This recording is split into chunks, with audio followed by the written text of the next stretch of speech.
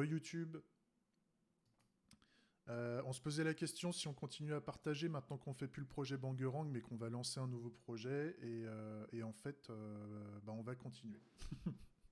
On va continuer comment dire, à capturer la vidéo sur YouTube en même temps qu'on va faire du Twitch, puisque on reste dans l'objectif pédagogique par rapport à ces vidéos-là. Alors, pour faire ça, donc ce que je me suis dit, comme j'ai dit la dernière fois, je me suis dit on va essayer de lancer un nouveau projet. On va basculer comme ça, voilà. On va essayer de faire un nouveau projet. Et non, j'ai pas choisi. Justement, j'ai pas choisi. Ce que je voulais faire, c'était déjà évoquer les différents projets que j'avais en tête. Il y en a sur lesquels je suis un peu plus poussé que d'autres, mais à la limite, je me dis, est-ce que je me laisserais pas, diriger par la communauté? Si la communauté apprécie le projet, c'est-à-dire apprécie le projet et me donne des conseils sur comment faire évoluer le projet et tout ça, je me dis, bah, si les gens viennent, ils vont venir à la fois par rapport au projet pédagogique de développement, mais ils vont venir aussi parce que le sujet leur plaît. Et alors on va voir ça justement, mais déjà on va commencer comme ça. On va déjà, je vais présenter mes différentes idées et on va voir ce qu'il en ressort. J'ai aucune idée de ce qu'on va avoir. J'ai aucune idée de ce qu'on va sortir comme ce qu'on va choisir, tout en sachant que c'est moi qui choisis à la fin forcément, mais voyons voir ce que ça donne. C'est un peu l'idée. Alors, donc le nouveau projet, justement. Donc je me suis mis sur Miro, et avec Miro, j'ai vu qu'on peut faire un mind map. Un mind map. Pour ceux qui connaissent pas, un mind map, c'est grosso modo, c'est une espèce d'arborescence. Donc là, le sujet, c'est le nouveau projet de développement. Et l'idée, c'est qu'on affiche les différents projets et qu'on les affine un petit peu pour les choisir. Parce que je me laisse, comment dire, je me laisse éventuellement la journée pour choisir ça et affiner un peu le besoin. C'est un peu l'idée. Comme j'avais fait sur le premier projet, en fait. On essaye d'identifier ce qu'on veut faire, on essaye d'identifier pourquoi on veut le faire, pour qui. On va éventuellement penser business model. Parce que on va déjà par rapport au projet, on va essayer d'expliquer comment je vais expliquer ça.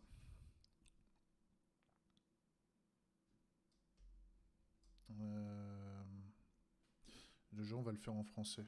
Déjà. Parce que ma communauté est française pour le moment, donc on va se détendre. On va se détendre sur l'anglais. Le code sera en anglais, bien sûr, mais en tout cas, là, le mind map, on peut le faire en français. De toute façon, je suis même pas sûr que ce sera un projet open source. C'est-à-dire que, bon, quand je capture les vidéos, le projet sera... On verra le code que je fais, mais je suis pas sûr de le faire en open source, celui-là. On verra.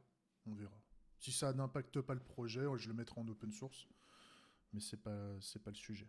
Au pire, il sera repris par des francophones uniquement. En tout cas, pour l'aspect documentation, on va y aller en français. Donc, quoi penser pour chaque projet? Donc moi, ce qui m'intéresse, de quoi on doit penser pour chaque projet? On va devoir penser à quoi? Pour moi, c'est important, bien sûr. Quel est le sujet à traiter? Pourquoi? Pourquoi on le fait? Pour qui? Le comment, je sais. Le comment, je le sais déjà, donc à la limite, je pourrais le réexpliquer rapidos. Donc ce qu'on veut faire, ce qu'on va vouloir faire par rapport à ce projet-là, ça peut être du développement logiciel.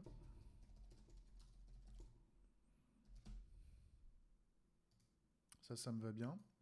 Ça peut être une activité liée au dev logiciel ou à l'IT en général. Et ça peut être plusieurs activités pour moi. Parce que je me mets à réfléchir. C'est-à-dire que potentiellement, je pourrais avoir, dans mes 2 jours par semaine, je pourrais avoir une activité principale qui serait du développement logiciel et je pourrais dédier une partie de mon temps dans la journée pour me faire une petite session d'1 heure sur une activité liée au développement logiciel. On pourrait discuter, on pourrait faire, j'en sais rien, une petite formation pour des gens et tout ça. Après, l'idée c'est de ces trucs-là, il n'y a pas forcément de business model rattaché à ces trucs-là, on prend plaisir à faire des choses.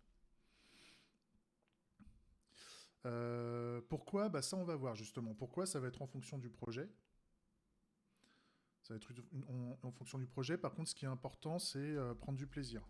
Prendre plaisir à le faire. Ça, c'est important. C'est-à-dire, si à un moment, moi, je prends pas plaisir à le faire, je vais pas avoir envie de mettre du gaz dessus. Donc ça, pour moi, c'est important. Pour qui? Bah ça va être important. Il faut identifier les audiences. C'est-à-dire qu'on va pas s'amuser à créer quelque chose tant qu'on n'a pas identifié à qui on va proposer les choses. Donc c'est important pour chaque projet de se dire pour qui on le fait.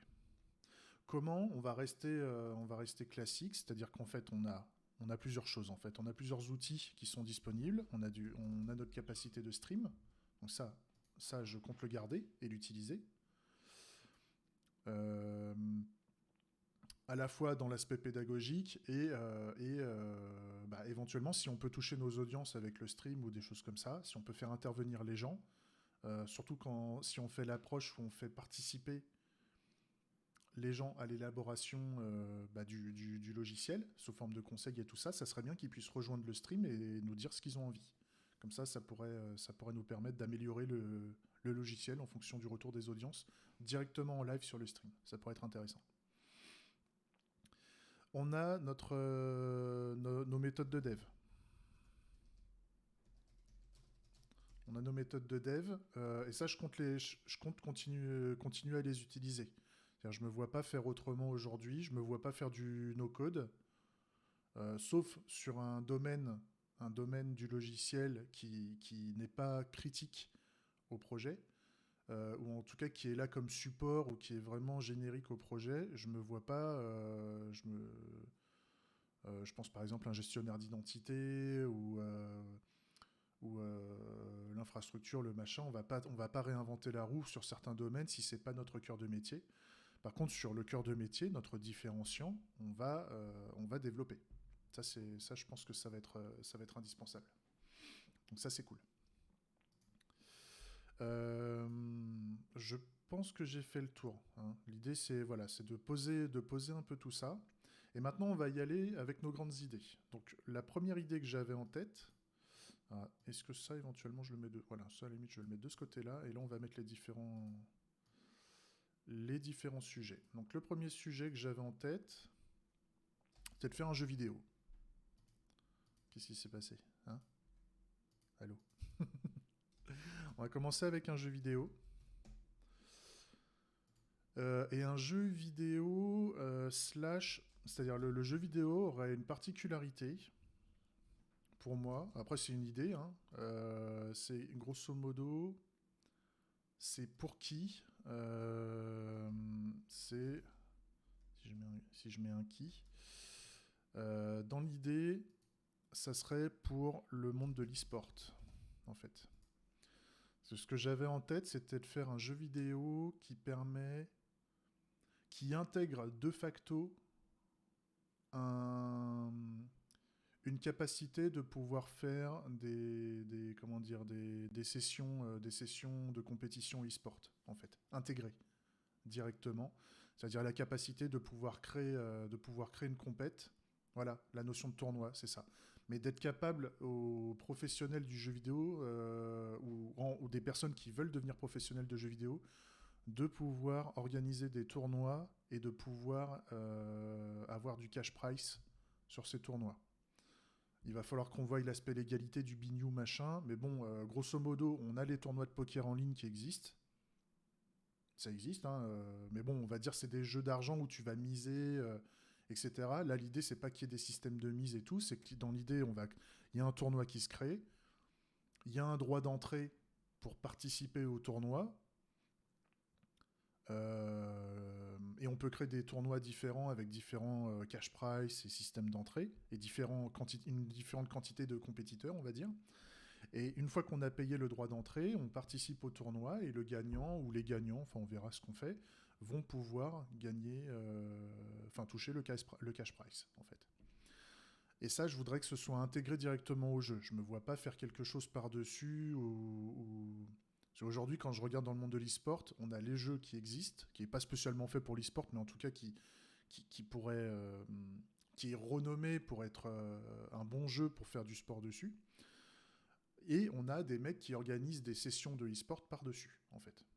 Et c'est souvent dédié aux professionnels qui gagnent beaucoup d'argent. C'est souvent dédié, les cash prize sont très importants, et il faut avoir tout de suite un gros niveau pour pouvoir y participer. Et moi, ce que je me dis, c'est est-ce qu'on pourrait pas faire un truc un peu en dessous, limite de la microtransaction, un peu comme quand on était petit et qu'on avait la salle d'arcade, et grosso modo, tu décides de jouer avec un copain à la salle d'arcade, en mettant chacun la pièce de 1 euro, tu vois, dans la machine. Tu joues à 1 contre 1, par exemple. Et sauf que là, à la fin, en fait, celui qui a gagné le combat, il va toucher peut-être, je sais pas, 1,80 € ou 1,50 €. Enfin, grosso modo, il y a une petite commission prise par la machine. Mais en tout cas, tu t'amuses. Tu t'amuses pour pas très cher à faire une compétition et à la fin, t'as un cash price intéressant quand même qui donne envie de faire la compète, en fait.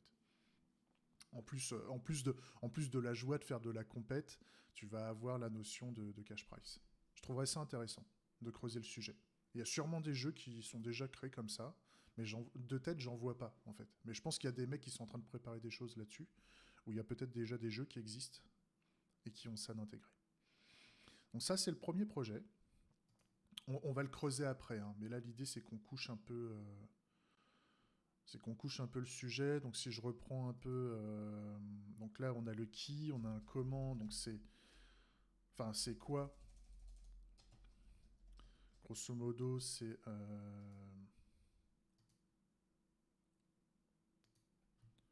jeu en tournoi,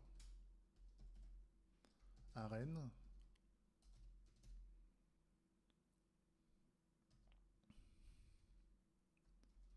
en tournoi avec des arènes. Je peux mettre, vu qu'on fait un mind map, on va faire plusieurs idées à chaque fois. Il y aurait des arènes. Il y aurait un... Et qui dit tournoi, donc on aurait le tarif d'entrée, je sais pas comment on pourrait dire, droit d'entrée. Un droit d'entrée, et puis on aurait un cash price.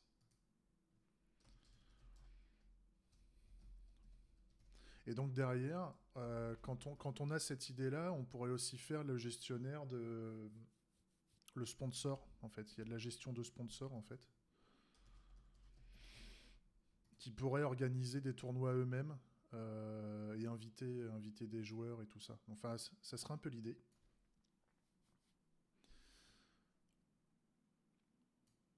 Euh, Et donc si je reprends le pourquoi, c'est grosso modo, c'est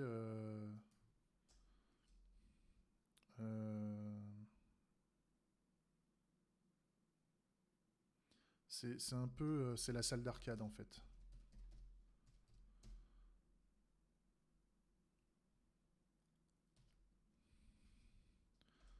Ça me rappelle un peu la salle d'arcade, ça me rappelle aussi niveau e-sport intermédiaire. C'est-à-dire qu'en fait, on peut commencer à faire de l'e-sport, mais on n'est pas obligé de rejoindre un tournoi avec des cash price à 50 000 balles ou ce genre de choses, parce que ça nécessite forcément d'avoir beaucoup de level pour pouvoir être invité à ce genre d'événement. Et donc, grosso modo, c'est de proposer au niveau intermédiaire de participer à ce genre de session, tout en sachant que ceux qui gagnent déjà beaucoup d'argent, qui sont vraiment très professionnels, ne vont participer qu'au tournoi qui payent, parce que eux, Leur revenu est basé sur ça. Donc ils vont pas participer au tournoi qui coûte pas très cher, en fait. C'est un peu l'idée, hein. Alors, je coupe 2 secondes.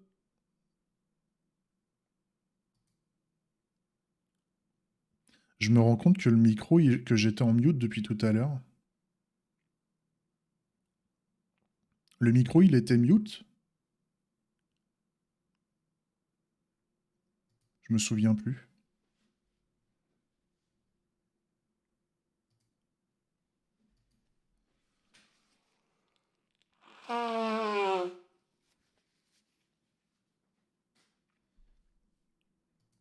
Tu m'entendais? C'est bizarre. Il me semblait que j'étais en mute. Bon, c'est pas grave. Au pire, on démarre en faisant de la merde. C'est pas grave. Donc si je reprends. Ah là, tu m'entends plus fort maintenant. C'est bizarre. C'est vraiment bizarre.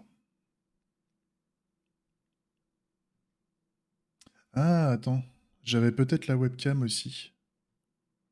J'avais peut-être le son de la webcam qui a été activé. Ah, c'est bizarre. C'est vraiment bizarre. Mais bon, c'est pas grave. On reprend. On reprend le truc. Donc là, pour être un peu plus clair sur ce qu'on fait, si jamais on n'entendait pas avant, là, on essaie de définir le nouveau projet. Et grosso modo, là, il y a un premier projet qui est le jeu vidéo, où on veut essayer de faire un jeu, hein. Et j'irai plus loin après. J'ai déjà une petite idée, mais j'irai plus loin après. L'idée, c'est de voir est-ce que ça intéresserait du monde qu'on parte là-dedans. Moi, j'avoue, le jeu vidéo, ça m'intéresse parce que bon, bah, je suis un peu, j'aime bien, j'aime bien le jeu vidéo et j'ai jamais fait de développement dans le monde du jeu vidéo. Et de ce que j'ai entendu, à ce qui paraît, le développement est un peu différent. Les approches de développement, en tout cas, c'est puisqu'on utilise beaucoup des moteurs de jeu et tout ça qui mettent de la logique préintégrée. Enfin, c'est très le développeur en jeu vidéo, le game designer, enfin je sais pas comment on appelle ça, il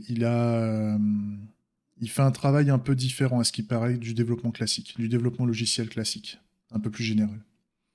Et l'idée, ce que je me dis, c'est qu'est-ce qui se passerait si on mettrait des approches de développement logiciel plus classiques dans le monde du jeu vidéo, en fait.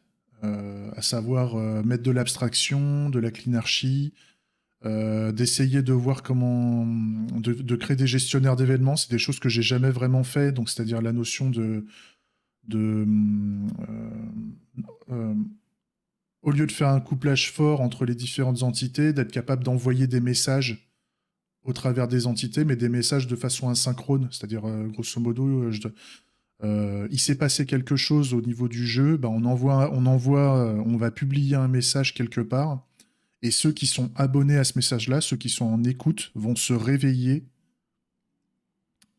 à la réception de ce message, en fait. Enfin, c'est même pas à la réception de ce message, mais quand le message est arrivé à la boîte aux lettres, on a plusieurs personnes qui sont abonnées à la boîte aux lettres, et donc tout le monde va se réveiller en fonction de l'événement. C'est un exemple, hein. Et ça, j'ai jamais vraiment fait, donc on va sûrement se ramasser des pelles, on va sûrement faire de la merde, etc. Mais j'aimerais bien voir ce que ça donne. Euh, la manière aussi dans laquelle je voulais faire le jeu, donc c'est un peu une approche technique, mais je voulais le faire sous forme de web app. C'est-à-dire, je voudrais être indépendant des plateformes de jeu, déjà, parce que déjà... Ah, le thème du jeu, ouais, bah, le thème, en fait, il va rester un peu ouvert, parce que c'est là où je me dis qu'au niveau du jeu vidéo, j'aimerais bien essayer de me laisser porter par les envies des joueurs. Mais j'ai déjà pensé à un premier thème pour voir si ça peut le faire, si ça pourrait intéresser du monde, si jamais on n'a pas d'idée. J'avais pensé déjà, j'aime beaucoup les tournois façon RPG tactique, pour ceux qui connaissent pas, les jeux à la XCOM. Je suis un très grand fan des jeux Fallout, par exemple. Je suis tombé dedans quand j'étais petit. J'ai kiffé. Enfin, grosso modo, le RPG tour par tour, ça me fait kiffer. Avec une approche RPG, c'est-à-dire grosso modo, on pourrait On pourrait, grosso modo, affecter comment dire, on pourrait modifier son personnage, ou en tout cas le machin qu'on va jouer, en fait, on pourrait le modifier. Ouais, là, au niveau codage, ça doit envoyer du lourd, mais l'avantage du RPG tactique, ou en tout cas du jeu en tour par tour, c'est qu'on a beaucoup moins de problèmes du fait qu'on soit en tour par tour. Là où, en fait, c'est là où j'ai pris... c'est là, parce que j'avais d'autres idées de jeux en parallèle, mais les autres jeux, on est beaucoup plus dans les jeux d'action ou les jeux en temps réel. On a des problématiques liées au temps réel qui peuvent nous foutre le bordel, en fait, qui peuvent donner beaucoup plus de difficultés, surtout en approche multijoueur. Le temps réel multijoueur ou le temps réel massivement multijoueur, où on commence à faire une arène avec 50 bonhommes qui vont se foutre sur la gueule, là, tout de suite, on va avoir les difficultés du temps réel qui vont intervenir. Alors que si on met en place du tour par tour, et du vrai tour par tour, c'est-à-dire minimum 10 secondes, 10 secondes le tour, si tu veux, où on laisse le temps pendant 10 secondes du mec de la réflexion, comme les joueurs d'échecs, en fait, ils ont le temps chacun leur tour de réfléchir à ce qu'ils veulent faire. On a moins de problèmes, en fait, pour générer les événements, etc. Mais c'est la question que je me pose, hein. Est-ce que le tour par tour pourrait plaire ou ne pas plaire? Parce que l'avantage du tour par tour, c'est que bah, on joue sur la tactique et on a le temps de réflexion pour mettre en place des bonnes tactiques.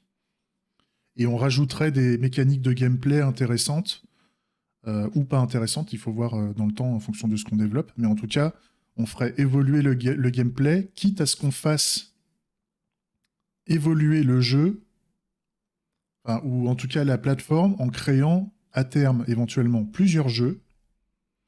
C'est-à-dire qu'en fait, on pourrait créer un tournoi sur les différents jeux qu'on proposerait. Tu sais, imaginons, moi, je suis l'éditeur de jeu, je suis le studio de dev, le studio de game dev, et je propose une plateforme de tournoi e-sport et je propose des jeux e-sport. Et donc, on aura le premier jeu e-sport qui sera un tactical RPG. Et demain, quand le tactical RPG est bien mature et bien utilisé, on pourrait partir sur un autre jeu plus tard parce qu'on kiffe faire des jeux, éventuellement. Ça serait cool. Et donc, on partirait sur des jeux plus en temps réel, par exemple. Ou des jeux orientés sur le sport, des jeux orientés sur, j'en sais rien, des combats Pokémon, tu vois. qui est aussi un jeu tactique en tour par tour. Et voilà, ça serait un peu l'idée. Après, pour être plus concret sur le jeu que j'avais en tête, le jeu en question, c'est un jeu orienté. Je pensais, pour éviter de mettre des personnes ou des humains, j'avais pensé des tournois de robots, en fait, où tu représenterais des robots sur une arène. Au début, en 1 contre 1, c'est-à-dire on peut organiser un tournoi à 500 personnes, sauf qu'en fait, chaque tournoi, c'est un peu le tournoi à la DBZ. C'est-à-dire c'est le tournoi où en fait on se bat en 1 contre 1. Et au fur et à mesure, bah, il y a des perdants. Les perdants sont éjectés du tournoi. Et les joueurs qui ont gagné vont se battre avec les gagnants. C'est-à-dire les gagnants se battent entre eux jusqu'à arriver à la finale où tu arrives en 1v1, par exemple.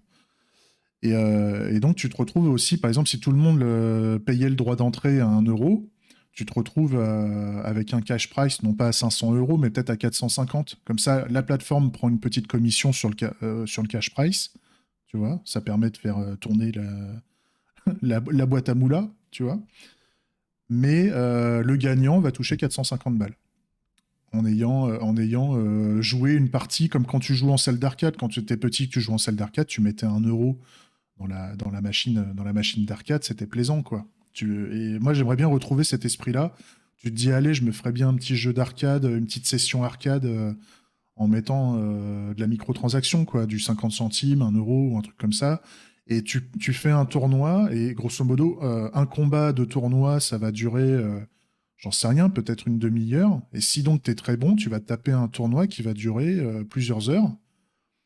Parce que bah, tu as les tours du tournoi, en fait, et pour arriver à la finale, grosso modo, ça t'aura, avec 1 euro de jeu, tu vas pouvoir durer longtemps, en fait.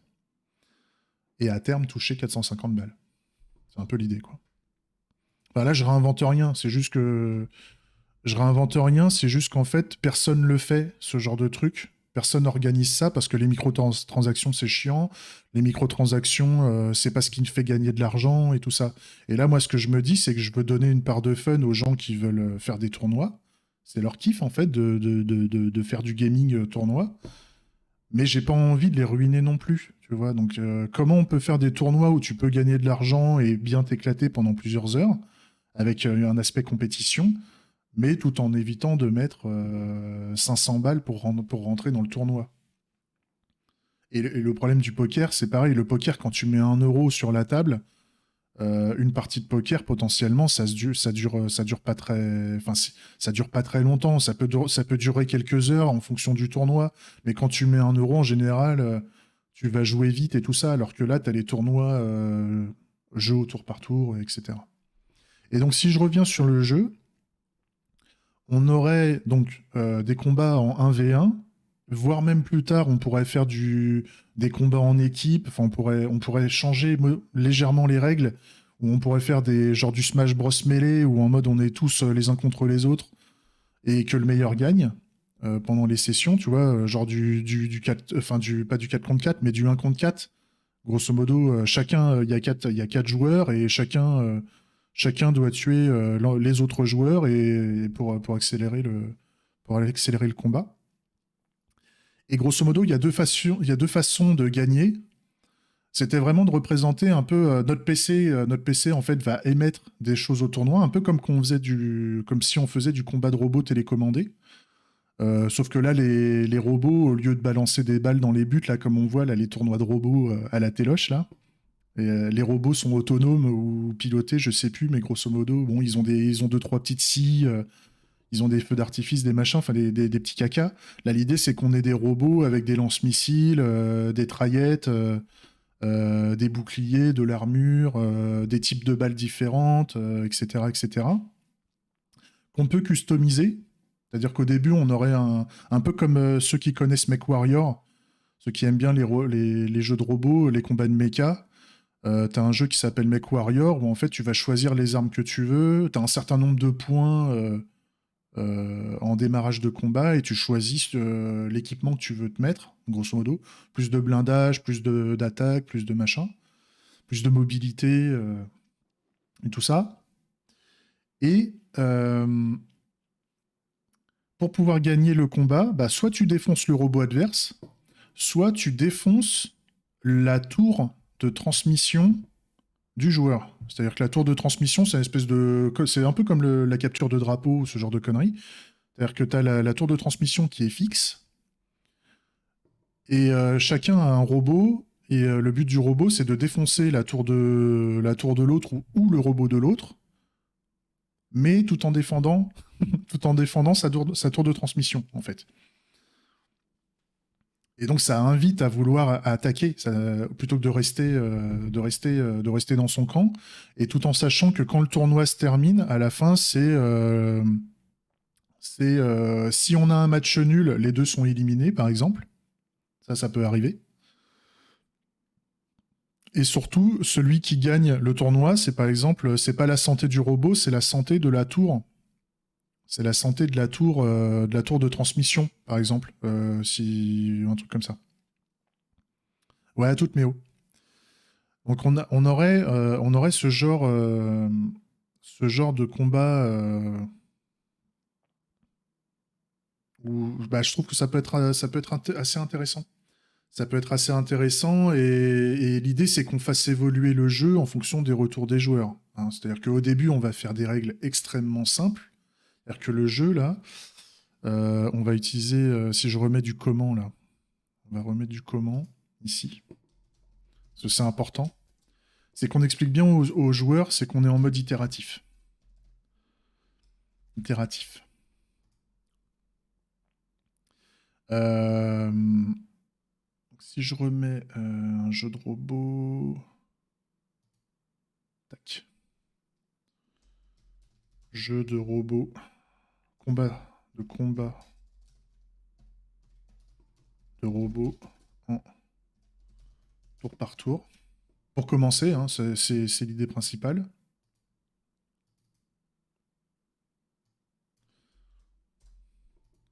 On peut mettre ici Tour par tour.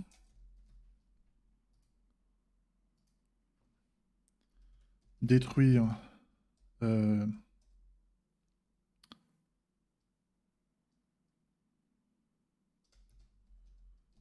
Condition de victoire. En condition de victoire, on aurait le...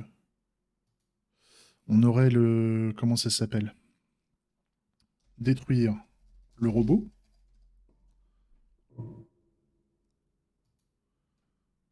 Ou le cœur du robot. On détruit le cœur du robot, ou alors on détruire la tour de communication. Ça serait les deux conditions. On aurait donc un système d'équipement. Merde. Ah putain. Je me fais avoir à chaque fois.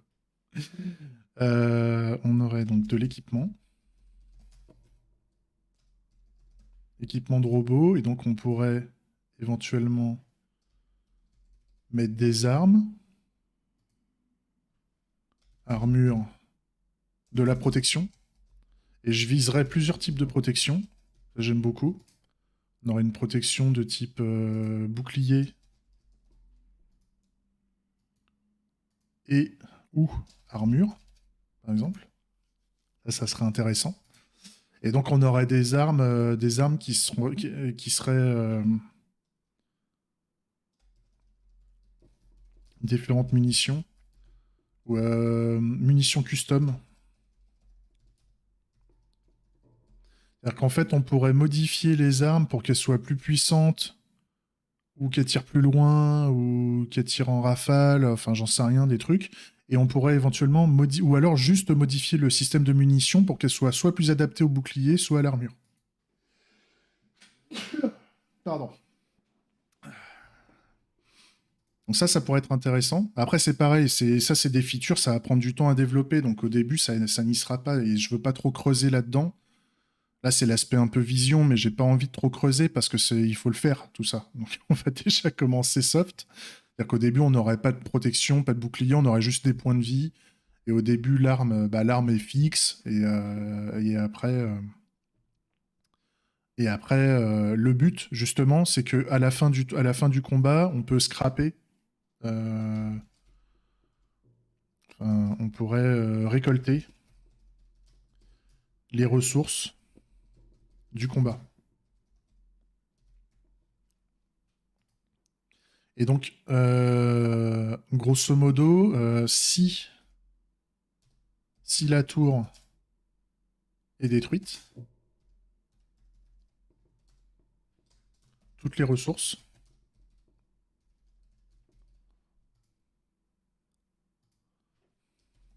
si le robot est détruit,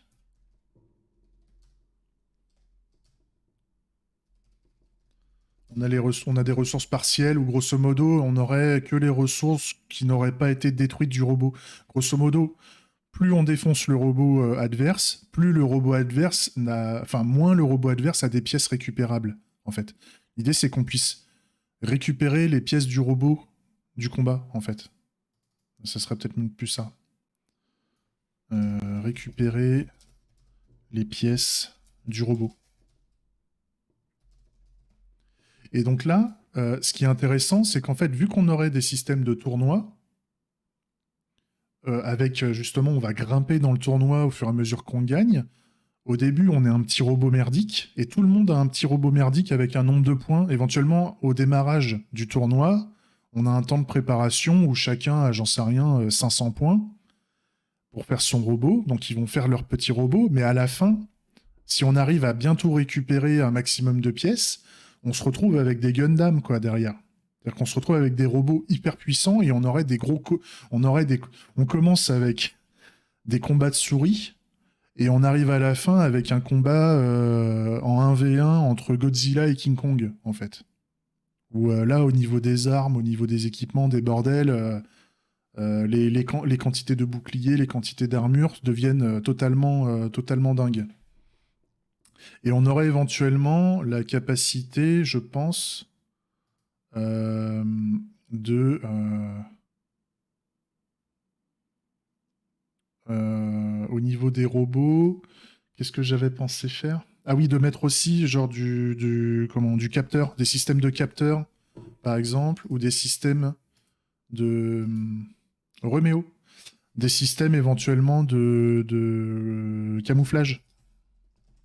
En fait, c'est-à-dire qu'on pourrait faire différents types de robots. On pourrait faire des robots gros bourrins, ou alors des robots type sniper, ou des robots de type fufu, type fufu qui va réussir à passer sur les côtés, à passer les capteurs avancés d'un autre robot.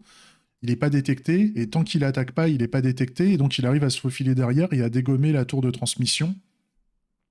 Et on pourrait même éventuellement prévoir des modules de hacking, c'est-à-dire grosso modo, c'est les systèmes de buff, en fait. On fait du buff ou du debuff, là, je sais même plus comment ça s'appelle, où grosso modo, on pourrait ralentir le robot ou lui désactiver ses capteurs actifs qui fait qu'il peut pas voir à longue portée ou ce genre de truc. Et on aurait aussi un système de estropié. Ça, j'aime beaucoup. Enfin, je sais pas comment on dit. Je sais pas comment on dit au niveau.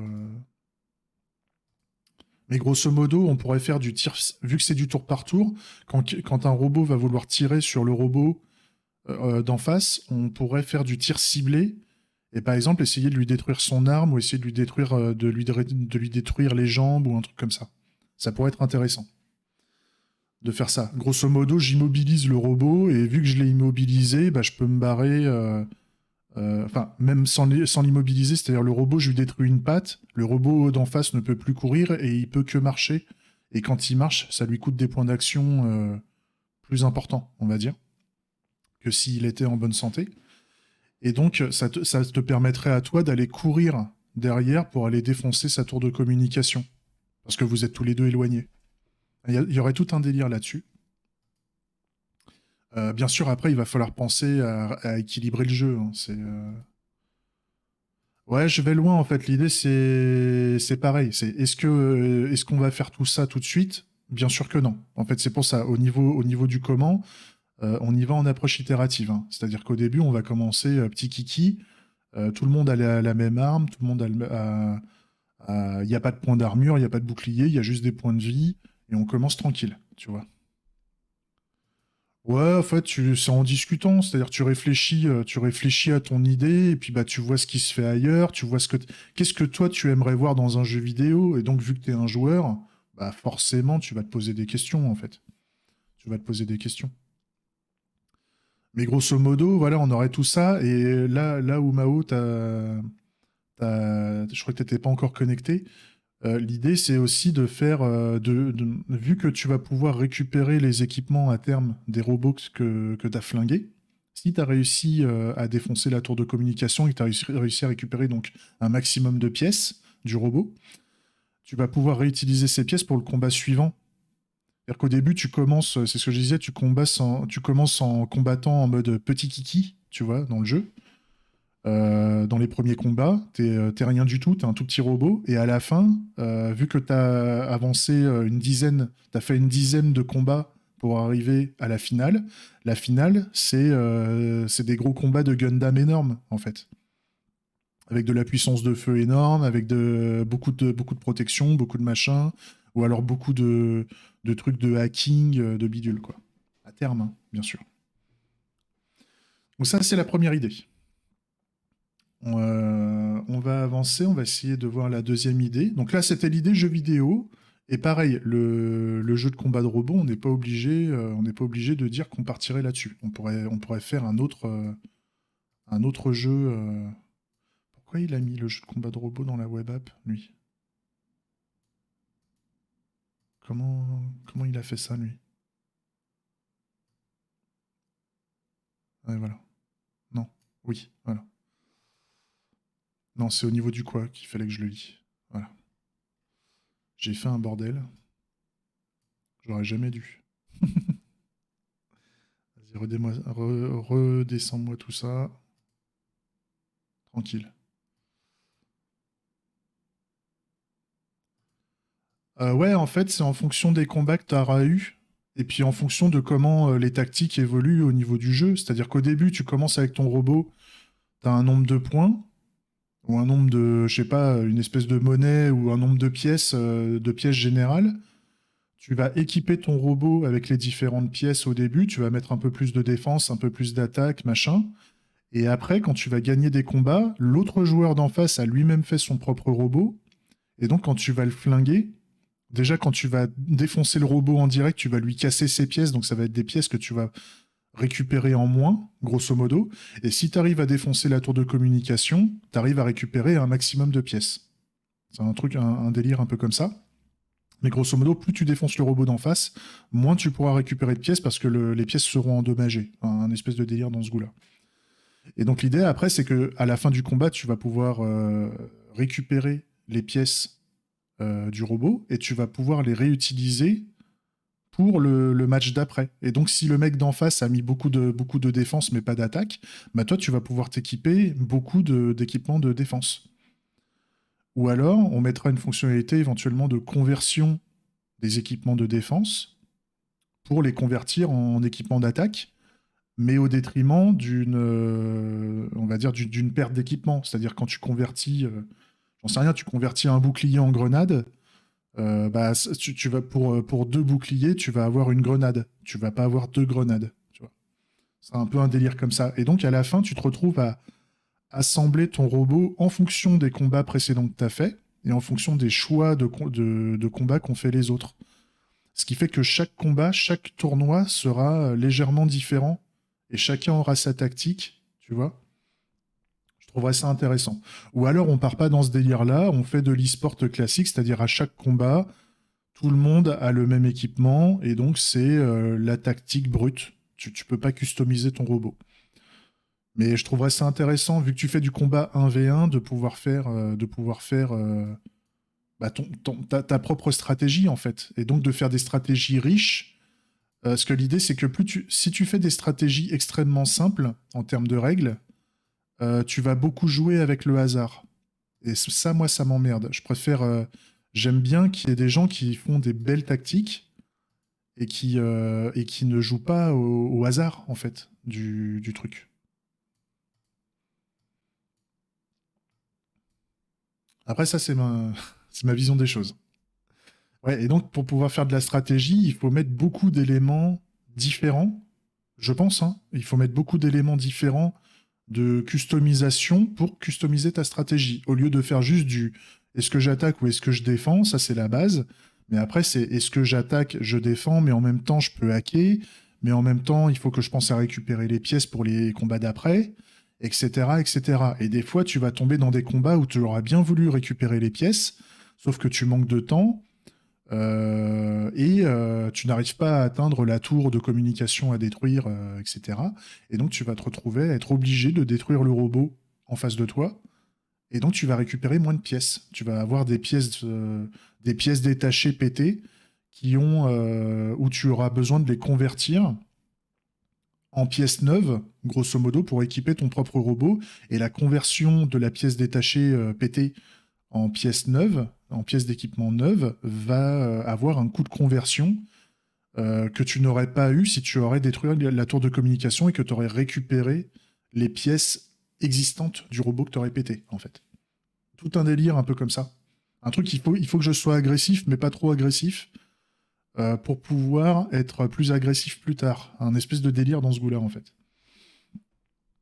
Mais c'est pareil, tout ça, il va falloir le coder, et je dis pas qu'on va l'avoir tout de suite. Pour l'instant, on n'a rien. Pour l'instant, le jeu, il est pas là, quoi. Et pour l'instant, on n'est même pas sûr de faire un jeu, en fait. Donc voilà. Bon, ça m'emmerde. Le mind map, en fait, j'aurais jamais dû le bouger.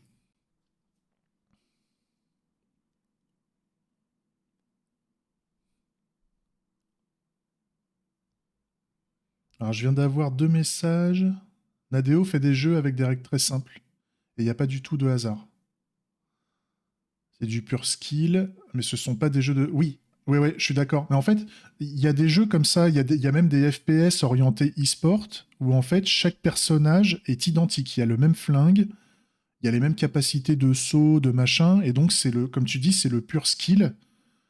Euh, mais derrière, au niveau des tactiques, justement, tu vas avoir des tactiques qui vont être très basiques et très facilement euh, exploitable par tous, en fait, et donc tu n'auras pas de la diversité dans les combats, en fait. Très peu.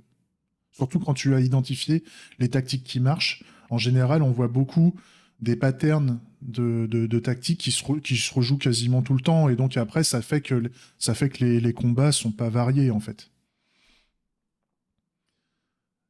Et donc, par rapport au jeu de course, le fameux jeu de course utilisé lors dans le cadre du e-sport, j'ai même plus le nom. Je le connais, j'y ai jamais joué, mais je le connais. J'ai déjà vu des vidéos dessus. Trackmania? Ouais, c'est ça. Trackmania. Bah, c'est génial Trackmania, mais en même temps, euh, tu joues uniquement sur tu joues sur les capacités cognitives, en fait. Tu vas jouer sur ta concentration, tu vas jouer sur ta capacité de pilote, grosso modo. Et c'est déjà très très bien, mais c'est juste ça. C'est juste ça, tu n'as pas d'autres tactiques qui sont mises en place. Mais c'est déjà très très bien. Mais si en même temps tu rajoutais des éléments de gameplay encore plus fortes et qui sont peut-être pas bons dans le cadre d'un jeu de course, dans le monde e-sport, mais imaginons tu le fais ça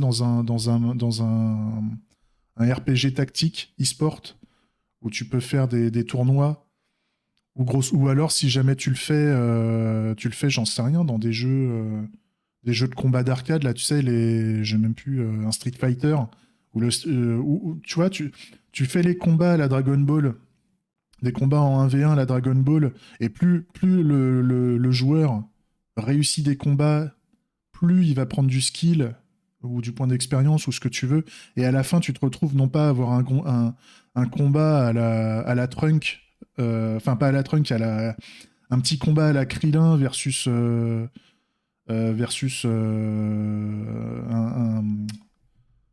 un petit gars, tu vois.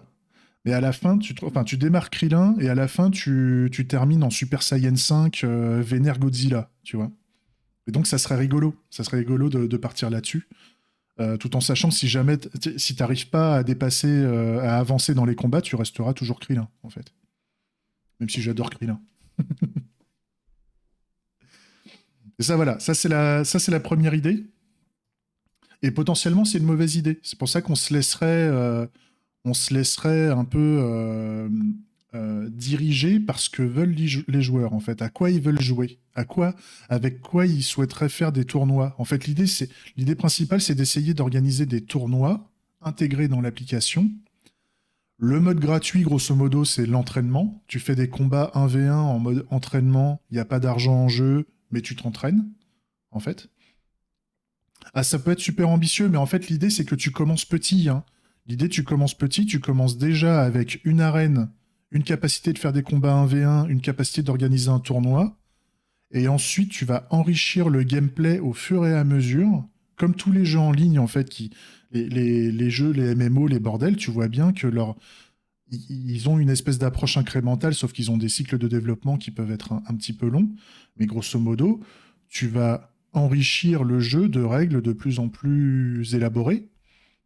Si je reprends un jeu que j'aime bien, tu prends EVE Online par exemple. Au début, tu n'avais pas autant de vaisseaux, tu n'avais pas autant d'armes, pas autant de machins.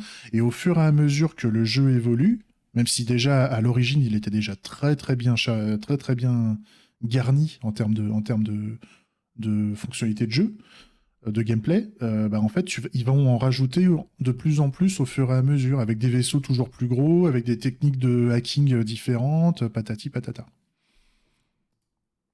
Et ça, ils écoutent les joueurs, en fait. Ils écoutent les joueurs qui va leur dire, ouais, on aimerait bien faire ci, on aimerait bien faire ça. Donc c'est pareil, tu te mets un peu de vision pour dire vers où tu aimerais aller, parce que c'est ce qui va aussi donner envie aux gens de tester le jeu, de dire aujourd'hui le jeu il est pas fait comme ça, il est un peu petit kiki, mais il va s'enrichir et on vise éventuellement ces fonctionnalités-là, et c'est vous qui allez nous dire, les joueurs, ce que vous voulez en priorité pour jouer, et éventuellement, bah, s'il y a plein de joueurs qui kiffent ce genre de jeu, ou ce genre de tournoi et tout ça, bah, il y aura de plus en plus de monde. Mais forcément, tout seul c'est un gros truc, hein.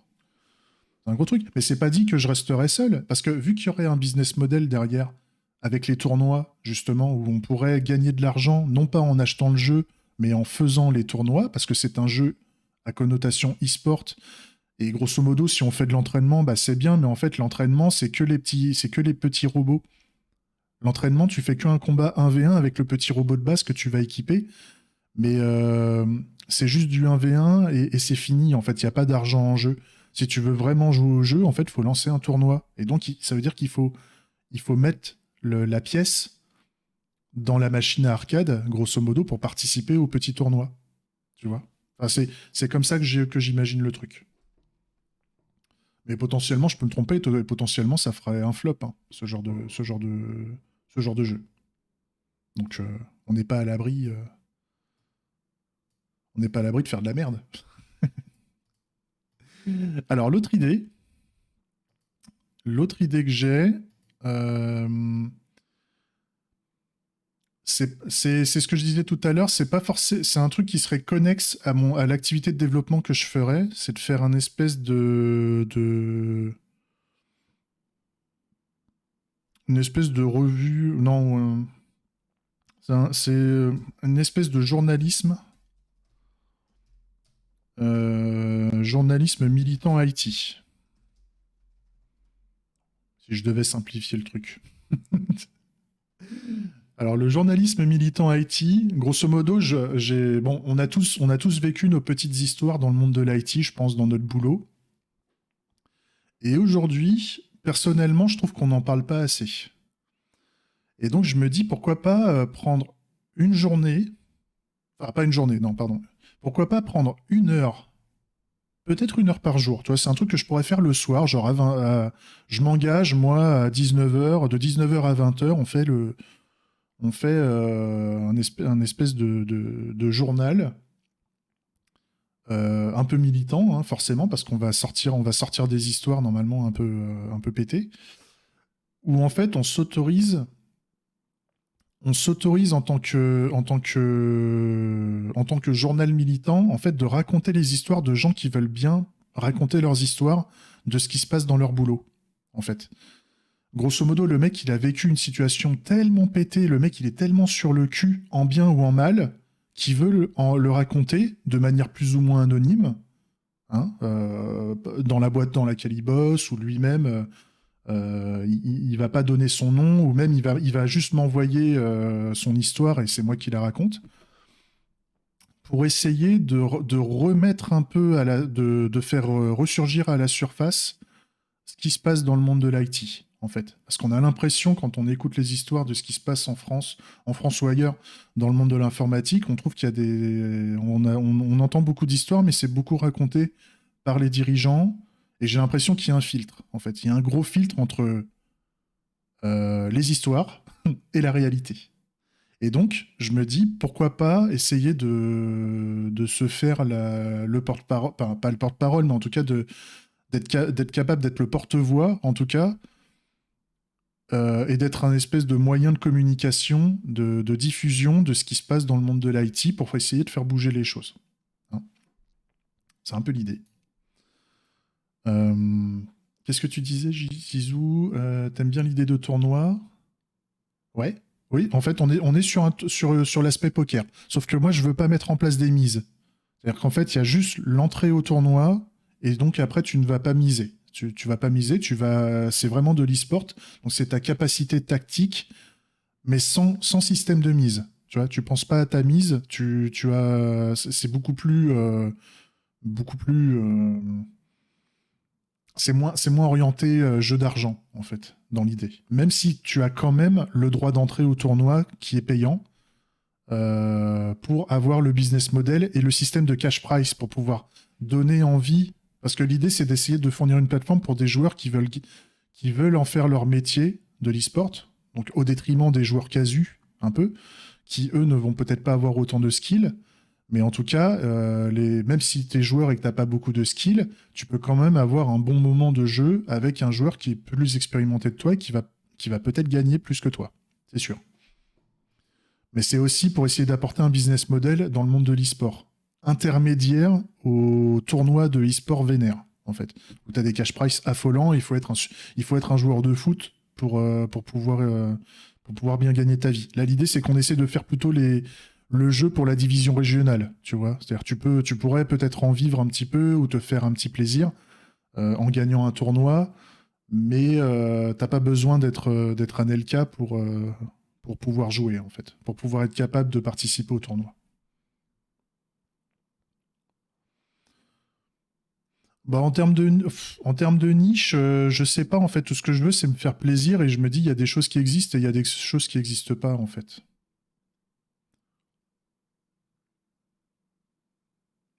Je me suis posé la question, Zizou. Je me suis posé la question, en fait, l'idée, c'est de faire une plateforme de tournoi as a service et grosso modo, les jeux pourraient se rattacher dessus. Je crois que ça existe un petit peu déjà.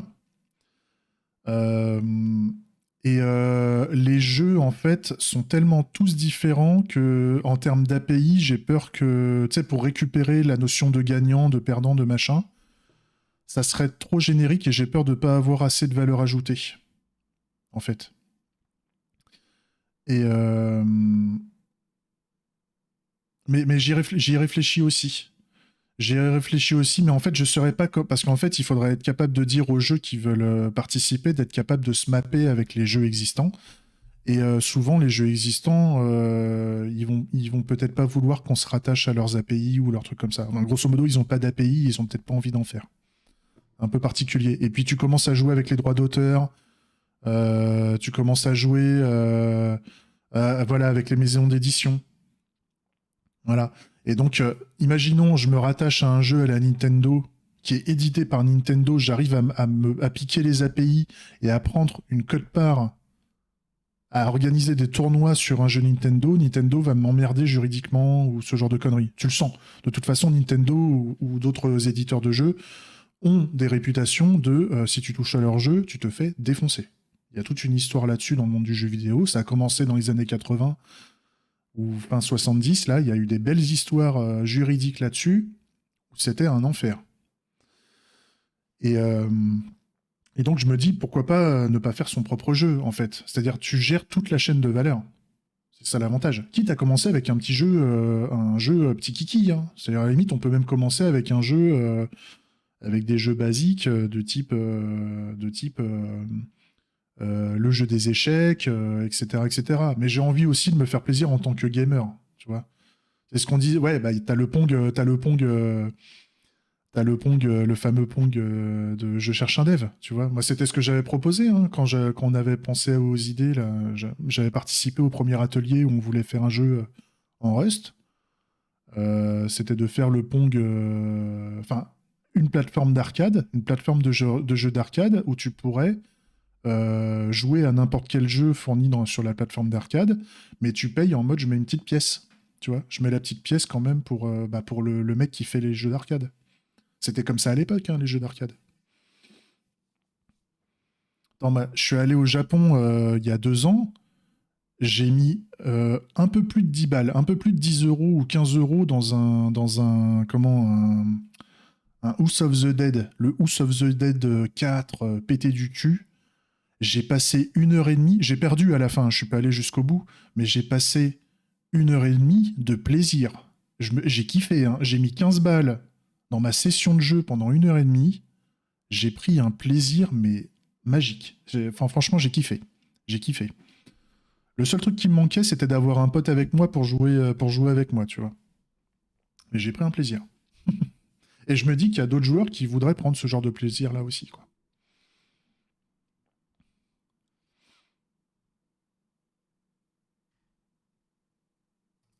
Euh, C'est quoi DDR? Je vois pas ce que c'est.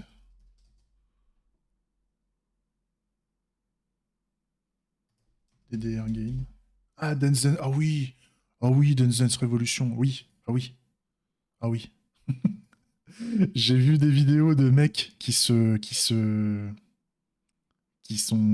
bien énervés sur Dance Dance Revolution. C'est magique. Franchement, j'ai énormément de respect pour les gens qui sont passionnés comme ça. Mais c'est pareil, t'as les mecs qui jouent au tambour, là. Enfin, t'as des jeux. Tu vas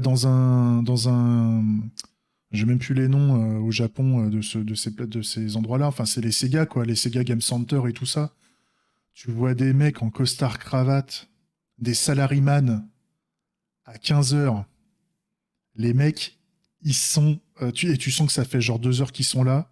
Tu sens que le mec, il balance toute sa paye dans ça. Le mec, il est passionné, quoi. Tu vois les mecs, ils sont en train de jouer les cartes Pokémon enfin, genre Pokémon, hein. Je sais même plus, mais il va jouer aux cartes où, un peu avec une technologie NFC dedans, où en fait, tu reconnais la carte. Il le pose sur le plateau de jeu. Le plateau de jeu, il te fait la fête, il lance des feux d'artifice et tout. Magique, hein, magique.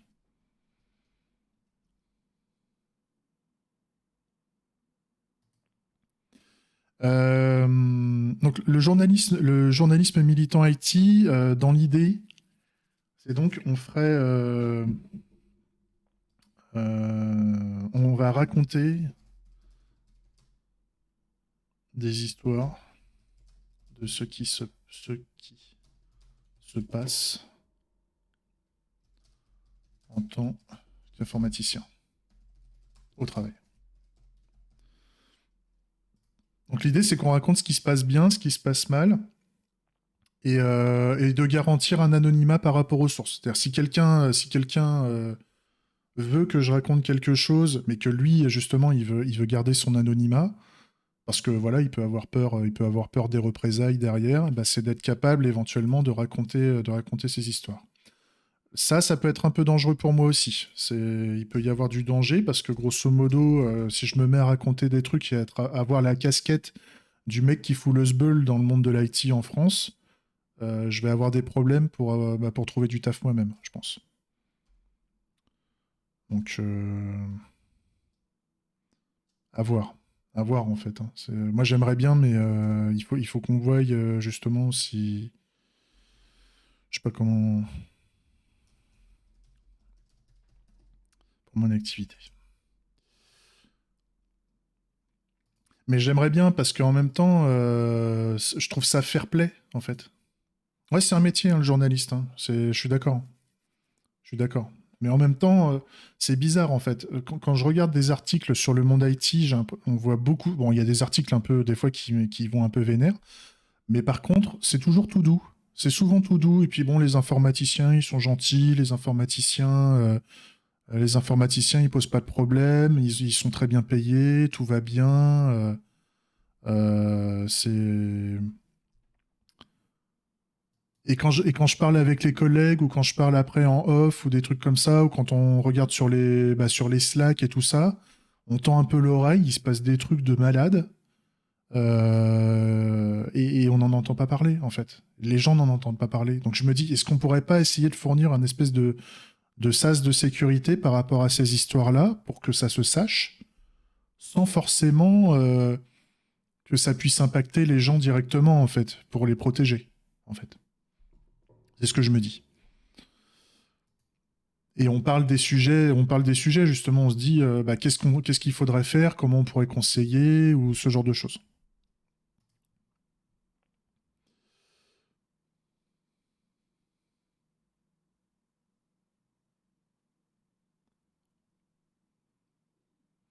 Alors, Méo, j'ai du mal à comprendre ce que tu veux dire. Donc, c'est pas le but, avant tout un projet qui te passionne, mais qui te permette d'en vivre au moins, ou au moins de te rapporter un minimum. Ça, j'ai du mal à voir ce que tu veux dire là-dessus.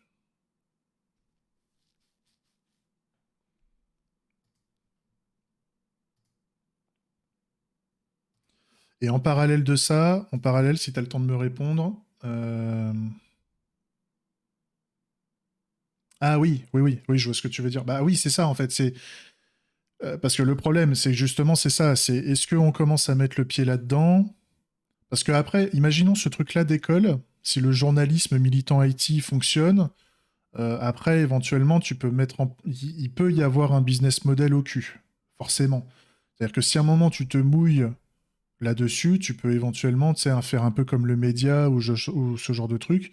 C'est que tu demandes aux gens, éventuellement, qui apprécient l'émission de journalisme, tu demandes aux gens éventuellement Là, tu commences à taper dans le business model un peu du streamer ou du YouTuber, c'est-à-dire qu'en fait, tu vas faire quelque chose et tu vas demander aux gens s'ils peuvent te supporter, grosso modo, en te donnant un peu d'argent.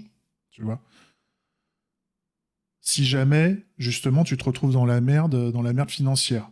Mais le problème, c'est que moi, j'ai un peu du mal avec ça, en fait. Parce que enfin, j'aime pas faire l'aumône, tu vois. C'est pour ça que c'est compliqué. À la fois, j'adorerais faire ça pour faire avancer les choses, hein, parce que l'idée, c'est que si on n'en parle pas, les choses n'évoluent pas, en fait. C'est un peu le problème.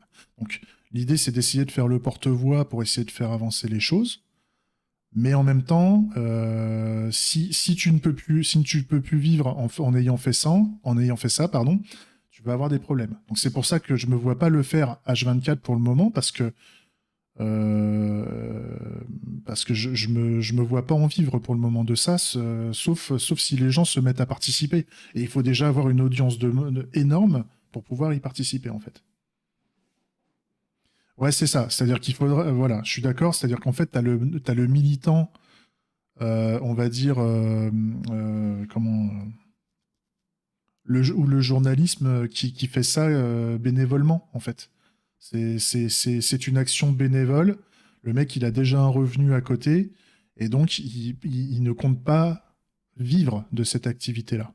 Mais c'est extrêmement compliqué, hein. C'est pour ça que tu as beaucoup de journalistes indépendants, en fait.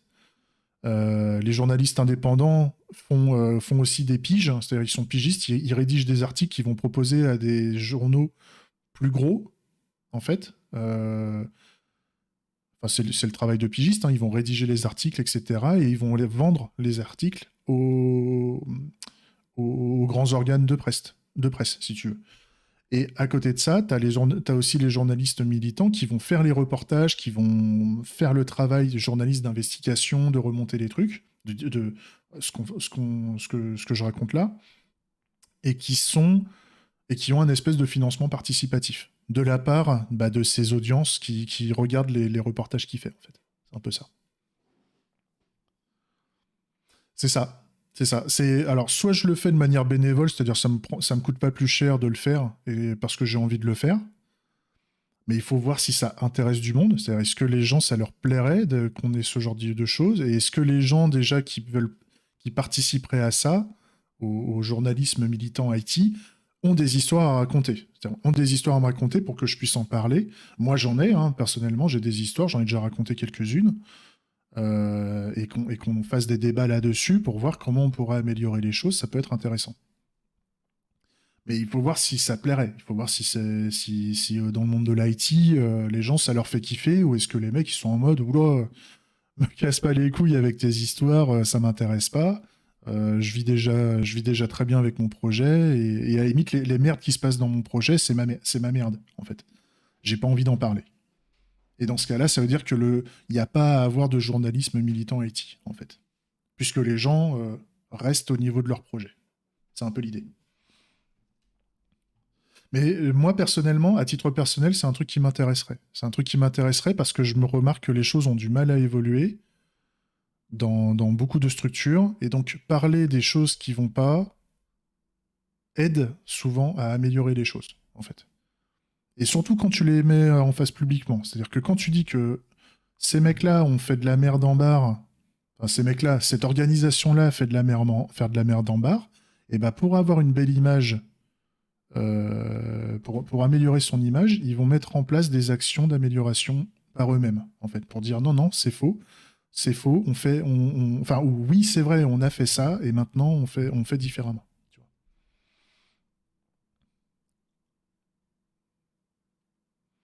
Bah, en fait, moi, quand je regarde ce qui se discute ou des choses comme ça, je parle pas exactement ce qui se passe dans le monde, à l'intérieur des projets, hein. Je parle aussi en tant que professionnel. Il y a le recrutement, il y a le marketing sur le logiciel, il y a plein de choses qui se passent justement. L'idée, c'est pas juste de parler ce qui se passe dans ton projet. C'est ce que tu vois, toi, un peu partout ailleurs. C'est pas que ce qui se passe chez toi, c'est ce que tu constates aussi chez les autres, en fait, qui est intéressant. Même si c'est toujours mieux que ce soit les gens qui soient directement dedans qui en parlent. C'est toujours mieux. Mais ça c'est le premier. Enfin, ça c'est une idée. On va dire ça c'est l'aspect complémentaire. C'est le truc que j'aimerais bien faire. J'aimerais bien lancer, sous réserve que ça plaît, sous réserve que ça intéresse du monde. Je trouverais ça intéressant d'en parler et de se donner, on va dire, peut-être 1 heure, peut-être pas 1 heure par jour, mais peut-être 1 heure en fin de journée de stream, où on a la liberté de parler des projets, de parler des choses qui vont bien et des choses qui vont mal, en fait. Je trouverais ça intéressant. L'autre idée, donc l'autre idée de logiciel que j'ai pensé, c'est... Alors c'est une idée que j'avais déjà réfléchi il y a quelques temps, mais que j'avais mis de côté, mais je pense que ça peut être intéressant. Le logiciel, c'est genre, je lui avais donné un petit nom, il s'appellerait Kerber. Et donc Kerber, grosso modo, je fais le pitch général de ce qui m'a amené à ça. C'était de se dire, on a la liste de toutes les stations-service. On a toutes les stations-service avec les prix des carburants. Ouais, à toutes mes hauts, hein, t'inquiète. On a la liste de toutes les stations-service avec les prix. Et grosso modo, on veut rechercher la station-service avec le carburant au meilleur prix.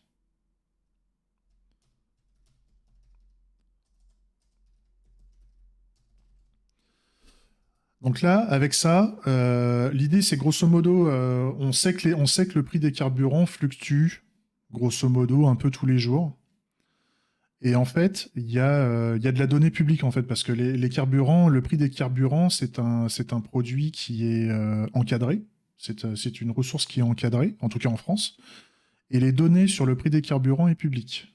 Donc en fait, il y a des sources de données, en tout cas à date, hein, à l'époque où j'avais regardé, il y avait des sources de données où on avait le prix public des carburants de toutes les stations-service en France. Et grosso modo, ça existe déjà, hein. C'est-à-dire que par exemple, si on fait un carburant Gouv, on a, on a un site sur le prix des carburants avec une carte de France avec toutes les stations-service qui nous donnent le prix des carburants. Ça, normalement, vous connaissez. Enfin, ou si vous connaissez pas, bah, vous voyez que ça existe. Et donc, par exemple, à Sainte, moi, je peux voir toutes les stations-service. Ok. Après, moi, je peux dire, voilà, moi, je veux, bah, par exemple, ma caisse, je l'ai fait reprogrammer au bioéthanol. Je dis que je veux juste du E85. D'accord? Et donc, dans ce cas-là, je peux voir, moi, j'habite à Sainte, hein, donc je peux voir qu'à Sainte, en fait, on a quatre stations essence. Et donc, là, sur ce site-là, en fait, on est obligé de cliquer sur chaque bah, station-service pour voir le prix du carburant, en fait.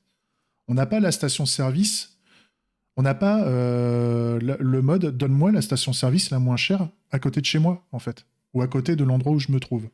Donc, ce que je me dis avec Kerber, c'est je suis à tel endroit, j'ai besoin de faire un plein, donne-moi la station-service la plus efficiente en termes de prix par rapport à l'endroit où je me trouve. D'accord? Grosso modo, il me reste 5 litres. Enfin, il me reste 100 km dans 100 km dans mon réservoir. Ouais, Waze le propose. Ouais, ça je sais. Mais l'idée, en fait, c'est de... Alors, ça, c'est la première feature. Le problème, c'est que Waze ne se base pas sur les données publiques. Et le problème, c'est que tout le monde peut mettre à jour le prix sur Waze. Et tu te retrouves des fois avec des coups de pute. Je te dis ça parce que je l'ai fait sur Waze. Où en fait, tu vois un super prix de carburant. Tu fais le détour. Tu vas à la station-service. Le prix, il est 20 à 30% plus cher que ce qui est indiqué sur Waze. Limite, c'est le prix le plus cher du coin, en fait. Et donc ça pose problème. Ça pose problème, c'est-à-dire tu voulais faire une économie de carburant et tu te retrouves en plus avec ton réservoir souvent qui est vide parce que tu as attendu le dernier moment pour faire ton plein. et tu te retrouves en fait à faire un plein avec le prix le moins optimal, en fait. Je te dis ça, j'ai fait pas mal de routes, en fait, pendant un moment. Et j'étais beaucoup à la recherche des stations bioéthanol, parce que tu n'en as pas beaucoup en France, des stations-service à l'E85. Enfin, tu n'en as pas énormément. Ça se fait de plus en plus, mais c'est compliqué à trouver. Et donc, des fois, tu es à la recherche du bon prix, en fait. Donc ça serait la première feature. C'est-à-dire, grosso modo, je suis à tel endroit, je voudrais faire le plein de mon véhicule, et donc donne-moi, on va dire, comment dire, la station-service avec le prix le plus abordable à proximité. Et grosso modo, ça va pas te mettre une liste, ça va te mettre éventuellement pas trier par distance, ça va te le trier par rapport au meilleur rapport qualité-prix-distance, en fait. Parce que si tu dois faire 50 bornes pour faire un plein et gagner 10 centimes sur ton plein alors que tu as fait 50 km, ça vaut pas vraiment le coup. Tu vois. Par contre, si tu dois faire 50 km mais que tu as économisé 10 balles et que faire 50 km, grosso modo, ça t'emmerde pas, l'idée c'est de dire le prix du déplacement plus le plein doit être le moins cher possible, en fait. Et donc on fait un petit algorithme de calcul de la distance et de la consommation, c'est-à-dire que dans l'application, tu peux régler la consommation de ton véhicule, machin. Tu dis le carburant, le carburant dans ton réservoir, tu indiques le niveau de carburant qui te reste et tu indiques ta consommation. Et derrière, tu fais un petit algorithme qui permet de calculer le meilleur endroit où faire ton plein. Avec éventuellement un mode où tu dis j'ai pas le temps, donne-moi le truc à 10 minutes grand max. Et donne-moi la meilleure dans un rayon de 10 minutes, quoi. Ou de 10 km. Tu pourrais rajouter des filtres, en fait. C'est un peu le délire. Ça, c'est la première feature, et on va dire c'est la feature gratuite. D'accord? C'est ce qui permet de faire venir du monde. Et tu aurais une autre feature où éventuellement tu dis que c'est gratuit tant que tu n'as pas économisé plus de 100 balles. C'est-à-dire, tant que tu es en dessous de 100 balles, tu payes pas. Et après avoir économisé au moins 100 balles, tu dis au mec, écoute, tu as gagné 100 balles, est-ce que tu peux pas payer 20 euros l'app? Parce que tu as quand même déjà gagné 100 balles. L'app t'a fait gagner 100 balles. Si tu veux continuer à l'utiliser, paye 20 balles. Voilà. Et après, tu es en usage illimité, t'as déjà payé 20 balles, tu vois. Ce genre de délire. Où tu payes 20 balles annuelles parce que sur l'année, tu as gagné 100 balles. Donc, est-ce que tu peux payer 20 balles annuelles? C'est un peu ce délire-là. On verra. On verra sur le business model. Et ça, c'est la première feature. La deuxième feature, c'est de dire, et c'est là où ça serait assez marrant à faire, et ça va être assez touchy au niveau algorithmie, c'est grosso modo, c'est de dire, je suis à Saintes, d'accord? Je suis à Saintes, et je veux aller à Paris. Donc, je connais mon trajet, grosso modo. Dis-moi où je dois m'arrêter pour faire mon plein, en fait. C'est-à-dire qu'on essaye de faire un espèce de scan de toutes les stations-service qu'on aurait sur le trajet, et on essaie de trouver l'endroit le plus... les points d'arrêt les plus économiques pour faire un maximum d'économie de carburant. D'accord? Je vous donne un exemple, surtout sur les trajets sur autoroute. Parfois, quand tu es sur l'autoroute, il vaut mieux prendre une sortie, quitter le péage. Tu fais 5 minutes, tu fais 5 minutes de route en plus pour aller à la station-service du coin et tu as économisé 10 balles en fait sur ton plein. En fait. Sur un trajet, tu as économisé 10 balles. Donc, tu me diras 10 balles sur un plein, c'est rien, mais pour les mecs qui font de la route, imaginons, moi j'ai fait partie des gens qui ont fait où je faisais je faisais 1000 km par semaine à un moment. Et donc, bah, tu en fais des kilomètres, en fait. Et donc, si tu économises 10 balles par semaine, sur l'année, tu peux faire une belle économie, en fait. Tu peux faire une économie qui peut être assez intéressante. Et donc, tu fais ça fois X utilisateurs, ça peut faire énormément d'économies. Et l'idée, c'est que sur le site, en termes d'indicateurs, tu afficherais les économies totales qu'ont fait les utilisateurs de l'app. C'est-à-dire, grâce à nous, tout le monde a économisé 3 millions d'euros, 4 millions, enfin tu vois, et ainsi de suite. Au fur et à mesure qu'on a des utilisateurs, ça va gonfler, quoi. Ça sera un peu l'idée. Je sais pas ce que vous en pensez de cette idée-là. Est-ce que je vous la vends bien ou est-ce que c'est un peu de la merde?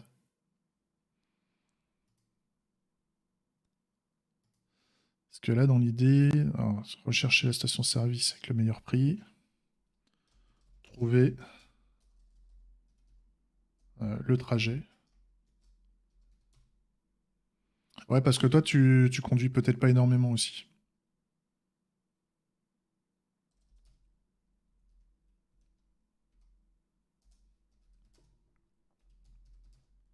Après, voilà, c'est l'idée. L'idée, c'est de trouver justement, en termes d'audience, d'essayer de contacter des forums, par exemple, des forums de routards, tu vois, enfin, ou par exemple, même les mecs en bécane, les mecs qui font des sorties en moto, des mecs.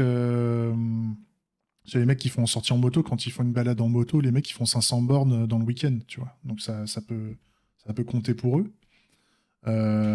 Tu peux avoir les routiers, des routiers ou des transporteurs. Tu sais, les mecs qui ont des boîtes de transport et qui doivent se payer avec des indemnités kilométriques ou ce genre de trucs. Ou même des professionnels, hein, les professionnels qui font de la route et qui donc détectent, enfin qui veulent savoir pour leur camion, pour leur routier, quel serait le trajet le plus optimum en fait en termes de prix, en comptant le plein, en comptant le, le plein à la station-service en fait.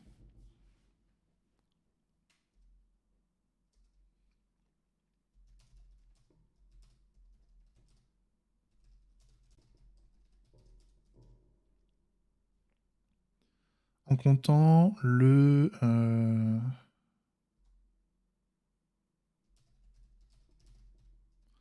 plein de carburant. C'est un peu l'idée. Donc ça, c'était un peu l'idée. Oui, c'est ça, c'est ça. Non, puis en plus, quand t'es en mode vacances, tu te fais pas chier. Tu te fais pas si chier que ça. Tu te dis, bon, allez, je vais faire le plein de là où il faut, je pars en vacances. C'est là où je me dis aussi que l'application n'aurait peut-être pas de d'attrait. C'est-à-dire que quand tu décides de faire du long trajet, tu acceptes de payer ton carburant plus cher, en fait. C'est pour ça que tu vas dans les aires d'autoroute. Quand tu vas dans les aires d'autoroute, tu acceptes, pour gagner du temps sur ton trajet, de t'arrêter au niveau de l'autoroute, donc dans une aire, pour payer ton carburant plus cher et payer ta bouffe, ton café, ton machin plus cher que ce que tu paierais en dehors de l'autoroute. C'est le but de l'autoroute. On te fait gagner du temps en roulant plus vite et en te fournissant des services plus proches de l'autoroute pour aller plus vite, dans le but que tu ailles plus vite. Et donc ça a un prix. Sinon, tu prendrais les petites routes et tu t'arrêterais dans les petits machins à pas cher, en fait.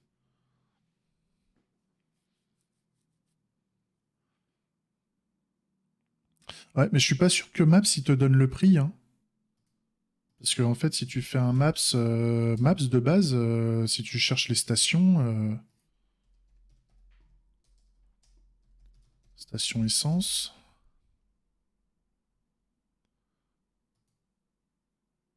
tu regardes, t'as pas les prix, hein. T'as les horaires, t'as les horaires de visite. Ah oui, oui, oui, il te fait, oui, oui, je suis d'accord. En fait, il te fait une estimation et il va pas te dire éventuellement par où tu vas t'arrêter. En fait, Maps te donne le prix moyen au litre du carburant, voilà. Mais il va pas dire où tu devrais t'arrêter, où tu devrais faire tes étapes pour avoir le trajet le moins cher possible, en fait. Alors que moi, ça serait ce que ça serait l'idée, c'est de dire, ok, je dois aller à tel endroit, par où je devrais m'arrêter pour que ce soit à la fois et le plus rapide, enfin, avoir un bon compromis entre le plus rapide et le moins cher, en fait. C'est d'essayer de trouver toujours le plus rapide et le moins cher, tout en ayant connaissance, puisque tu as la base comment dire, des stations essence, en fait. Tu as la base des stations essence avec les horaires des stations essence et tout, quoi. Ça serait l'idée. Et donc, dans ce cas-là, tu serais capable de proposer aux gens de faire des économies fortes sur leur trajet. Enfin, fortes. En tout cas, ça serait normalement, vu les différences de prix entre les stations essence que tu peux avoir. J'ai pas de données réelles, mais par exemple, tu prends une station essence qui est proche de Paris, tu vois, proche du périph', à Porte d'Italie, tu as le samplon 95 qui a 1 euro 628. D'accord? Si t'aurais fait ton plein un peu plus en banlieue, là tu vois, là t'as 1,57 €. Si tu vas carrément dans la Pampa, 1,52 €. Tu vois? Et donc sur 50 litres, sur 50 litres d'essence, tu vois que tu peux faire en fonction de là où tu te trouves et par où tu vas passer. Si on fait un léger détour ou si on t'indique juste qu'il faudrait mieux t'arrêter là et de faire un léger détour de 5 minutes, tu pourrais faire 5 euros d'économie par exemple sur ton plein. Tu vois. Mais ça, c'est sûr, ça ne marche que pour ceux qui font beaucoup de plein, forcément. Ça ne marche que pour ceux qui font beaucoup de routes.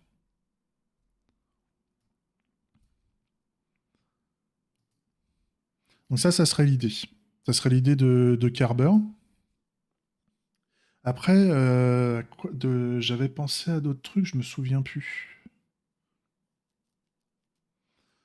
Carber m'intéresse comme projet parce que ça fait pas mal de temps que j'y pense, mais aujourd'hui, dans mon état d'esprit, en fait, je suis plus dans le délire jeu vidéo par rapport au plaisir, en fait.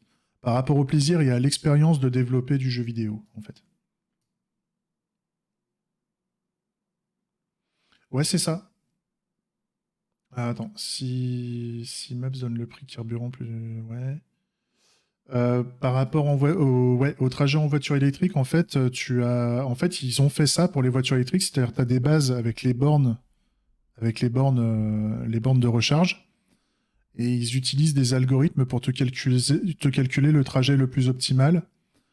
Parce que le danger avec les bornes électriques, c'est qu'en fait, c'est que il y a beaucoup moins de bornes électriques en France que de stations essence. Et donc, t'as beaucoup plus de chances de tomber en panne si tu fais n'importe quoi, en fait. Mais c'est pareil, aujourd'hui, oui, l'État pousse énormément pour l'achat de voitures électriques ou de voitures hybrides, en tout cas. Aujourd'hui, le parc français, il est quand même majoritairement à base de carburant fossile, quoi.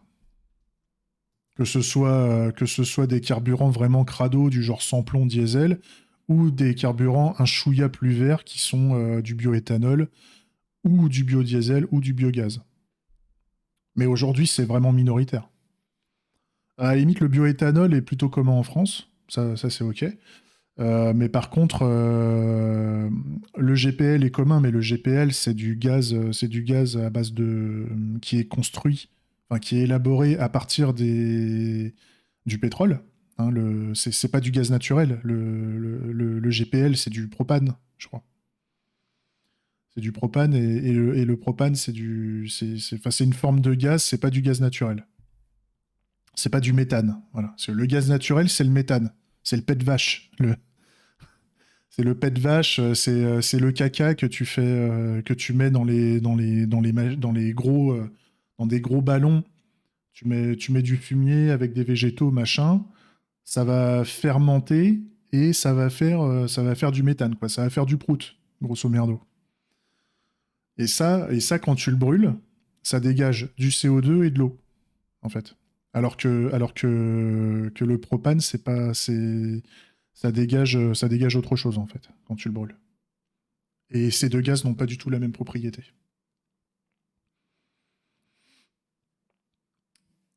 Et donc c'est pour ça, l'État français, du fait des centrales nucléaires, pousse, pour moi, enfin je pense, hein, je suis pas dans la stratégie des mecs au pouvoir. Des fois je me dis que ça serait pas plus mal de, de m'écouter ou de pas m'écouter. Ça dépend du moment. Mais grosso modo, les mecs, j'ai l'impression qu'ils poussent le nucléaire parce que le nucléaire, l'avantage, c'est qu'il n'y a pas de rejet de CO2, quoi. Par contre, il y a du déchet. Et je sais qu'il y a le CERN, je crois, je sais plus, qui est en train d'essayer de travailler comment dire, les centrales nucléaires de nouvelle génération pour, euh, pour faire pour réutiliser, en fait, les déchets nucléaires qui ont été cramés dans les centrales nucléaires de première génération. C'est-à-dire que les déchets nucléaires sont un problème et donc ils veulent essayer de les réutiliser pour les recramer encore plus pour que ça devienne, une fois cramé, un élément plus stable et moins toxique pour l'environnement, en tout cas, même, et que tu peux stocker de manière plus sécurisée, quoi. Le problème avec ces projets-là, c'est que vu que le nucléaire a pas une bonne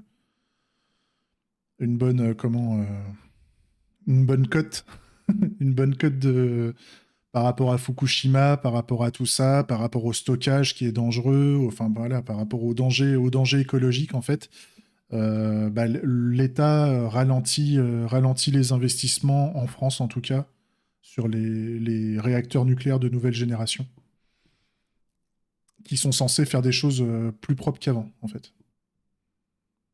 Ouais, ouais, je sais. Bah moi aussi, hein, avant j'étais vraiment contre le nucléaire, même si je sais que le pouvoir énergétique du nucléaire est vraiment, enfin, à comparer les systèmes pires entre eux, le nucléaire est quand même moins pire que d'autres technologies en termes de rejet de CO2.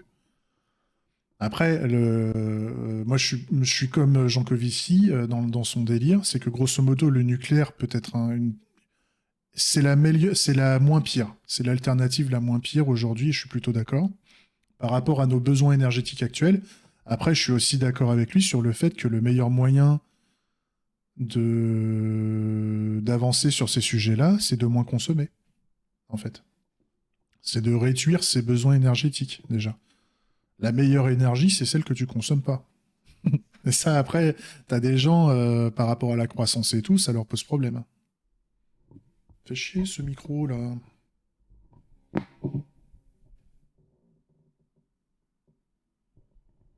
Mais je dis ça, je suis pas un spécialiste de l'écologie, j'essaie juste j'essaye de me renseigner sur ces sujets-là, mais bon, c'est pas simple, quoi. C'est pas simple. Après, il y a un autre projet aussi que j'avais en tête, c'est justement, c'est le projet inconnu.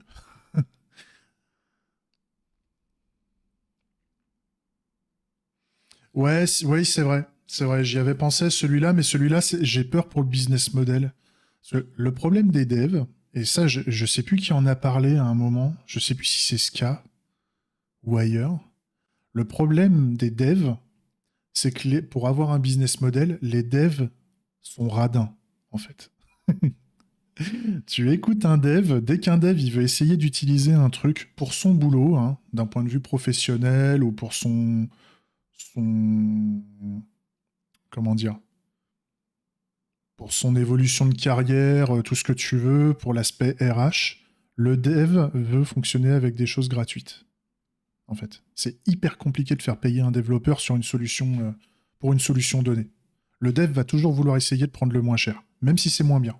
En fait, ça c'est mon avis, hein, c'est mon avis personnel. Le dev est, en termes d'audience, c'est hyper complexe en termes de sources de revenus. Mais tu as raison, on a grosso modo, comme tu dis, le Tinder pour dev. Le Tinder pour dev, sauf que c'est pas le Tinder amoureux, c'est le Tinder, grosso modo, bah c'est lié au Slack. C'est lié au Slack, grosso modo, je cherche un dev. Je cherche un dev. Et grosso modo, pour je cherche un dev, chaque développeur, en fait, devrait dire ce qu'il aime. Qu'est-ce qu'il veut dans son équipe, en fait. Chaque dev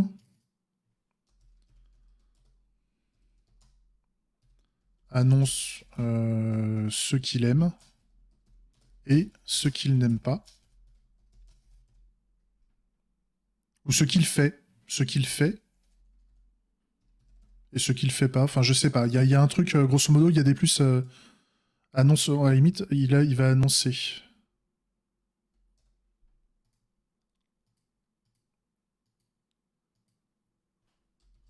ce qu'il veut, aime,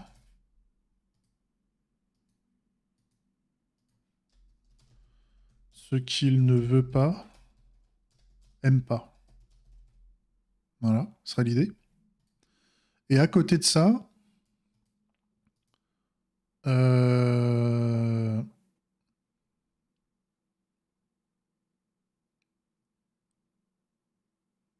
Oui, c'est ça, c'est ça. Moi, je suis d'accord avec toi. Après, l'idée aussi, c'est de dire par rapport, parce que le problème de LinkedIn, c'est que tu vas te rattacher à plein de personnes. Le truc, c'est que tu ne sais pas, par rapport à LinkedIn ne te dit pas si tu aimes bosser avec, enfin, il va pas te dire si tu as des atomes crochus avec telle ou telle personne, en fait. Il va juste détecter avec un algorithme grosse maille. Est-ce que tu as une expérience un peu en commun? Vite fait, vite fait. Mais là, l'idée, c'est qu'on fasse, on indique clairement ce que ce que tu veux faire, ce que tu veux pas faire, ce que tu aimes et ce que tu n'aimes pas, que ce soit du skill, que ce soit des types de projets ou des choses comme ça. Et donc, l'idée, c'est qu'on définisse en fait des espèces de grosses métadatas. Et après, tu mets ce que tu veux, en fait. L'idée, c'est que tu mettes ce que tu veux. Et après, c'est que tu fasses un espèce d'algo de matching qui dit, bah, en fait, vous deux, en fait, vous, d'après l'algorithme, en fait, vous travaillez, vous seriez bien pour bosser ensemble, en fait. D'un aspect, par rapport à ce que vous recherchez dans le boulot et ce que vous recherchez pas, vous deux, en fait, ça collerait bien, d'après l'algorithme. Après, l'idée, c'est que l'algorithme, on va le creuser dans le temps pour que ce soit vrai, en fait.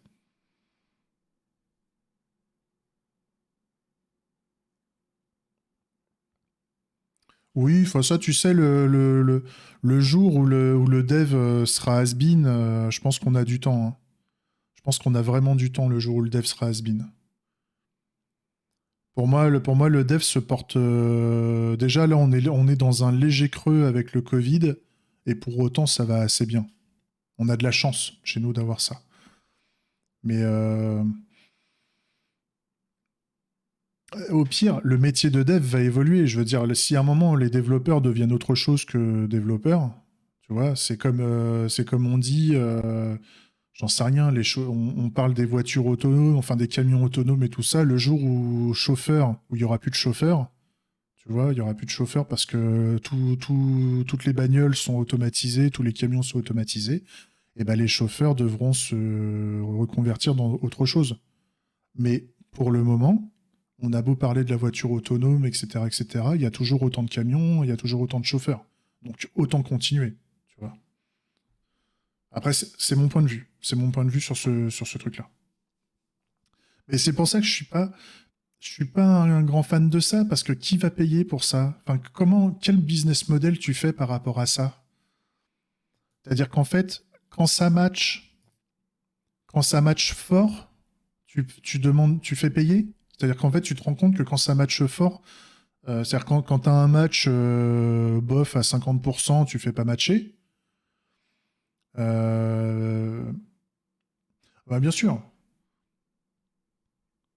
Oui, bien sûr, oui, tu vendrais à des chasseurs de tête. C'est-à-dire qu'en fait, tu proposerais à quelqu'un qui a un regard extérieur de voir les matchings. Quels sont les matchs à 100%, grosso merdo? Quels sont les matchs à 100% ou à 95%? Ouais. Moi, ça m'emmerde de faire venir les.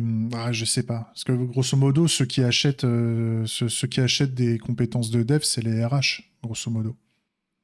C'est eux qui payent aujourd'hui. Quand tu penses revenus sur les embauches et tout ça, c'est les RH qui vont bien vouloir payer, en fait. Le problème, c'est que moi, je voudrais exclure les RH du process dans le sens où je voudrais déjà dire, bon, bah voilà, si déjà entre devs, ça colle, tu vois. On le voit bien tu le vois au niveau des communautés de développeurs, moi je le vois, tu sens qu'il y a des fois des gens avec qui tu aimerais bien bosser. Juste essayer. C'est-à-dire que t'as pas encore bossé avec le mec, mais tu sens que tu aurais bien envie, en fait. Tu sens que ça le ferait bien de bosser avec lui. Et moi, c'est ça que j'aimerais bien essayer de faire ressortir, tu vois, d'essayer de trouver le moyen de dire, bah lui, je sens que ça pourrait bien le faire. Et donc, est-ce qu'il n'y aurait pas un moyen, un peu à la sauce Tinder, avec une algorithmie, par rapport à ta façon de bosser, par rapport à ce que tu aimes faire, ce que tu n'aimes pas, bah, est-ce qu'il n'y aurait pas un truc où, voilà, les gens qui ont la, le plus d'atomes crochus, non pas pour une relation amoureuse, mais pour une relation de travail, justement. Et donc, si ça, déjà, tu as le match qui est à 100%, éventuellement, ce qu'on peut faire, c'est que si le match est élevé, déjà, s'il n'y a pas de match, si le match n'est pas élevé, on n'alerte pas. Si le match est élevé, l'accès, la mise en relation des profils devient payante. Et donc, c'est les RH qui vont devoir payer pour que les gens puissent discuter ensemble, pour enclencher la mise en relation. C'est-à-dire que tout le monde peut s'inscrire sur l'application, ça peut être même pas un dev, hein. On n'est même pas obligé de mettre un dev. On peut mettre voilà, on veut rechercher une bonne relation de travail. Et donc, on fait un système d'algorithme entre ce qu'on aime et ce qu'on n'aime pas faire, enfin, ce qu'on aime, ce qu'on n'aime pas, ce qu'on veut pas, et on met en relation, on propose de mettre en relation les gens qui ont un niveau de matching élevé par rapport à leur manière de bosser, en fait. Puisque on n'aime pas bosser avec des gens qui ne bossent pas comme nous, bien souvent. On veut qu'il y ait un minimum on veut qu'il y ait un espèce de socle commun de compétences, de savoir-faire. Si tu mets un mec qui est super expert avec des mecs qui font que de la merde, les mecs qui font que de la merde vont que trouver que l'expert c'est Superman qui fait chier. Et le mec qui est Superman, il trouve que tout le monde fait de la merde. Donc, on voit qu'il y a des problèmes par rapport à ça. En général, hein, je dis ça, je fais gros doigt mouillé. Et donc, si on mettait les gens à un niveau... si on arrive à faire le matching des gens qui ont beaucoup de socles communs, beaucoup de choses communes dans le travail, est-ce que ça ferait de belles équipes, en fait? Est-ce que ça permettrait aux gens de bien bosser? Tu vois? Et ça peut être intéressant. Parce qu'aujourd'hui, j'en vois pas. Aujourd'hui, on fait des recherches sur compétences, en fait.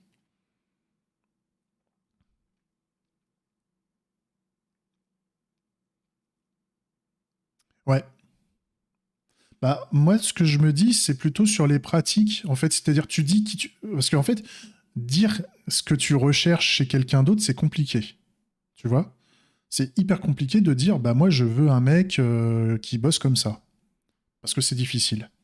Par contre, de dire, moi, je bosse comme ça aujourd'hui, dire comment toi, tu travailles, c'est assez facile. C'est comme quand tu fais un profil, c'est comme les profils les apps de dating. C'est compliqué de dire ce que tu veux chez les autres. C'est très compliqué. Parce que même des fois, tu peux être surpris. Mais par contre, c'est très facile de dire toi qui tu es, en général, dans l'application. Donc, les applications de dating, de ce que je comprends, elles vont enrichir les bases de profil et chaque personne dit ce qu'il veut dans son profil. Et après, l'application va définir les critères qui vont matcher.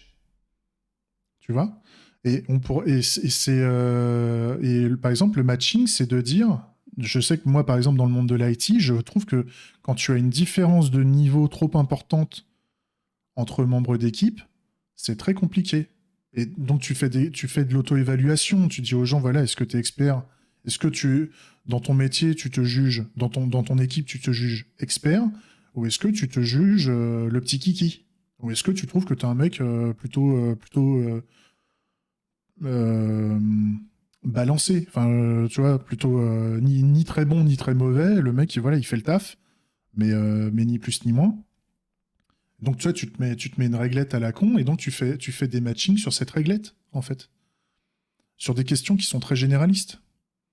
Mais potentiellement, ça marchera pas, hein. Potentiellement, ce que je dis là, c'est de la merde. C'est-à-dire que c'est l'algorithme, si ça se trouve, il a besoin d'être beaucoup plus élaboré que ça pour que s'il y ait un apport de valeur conséquent.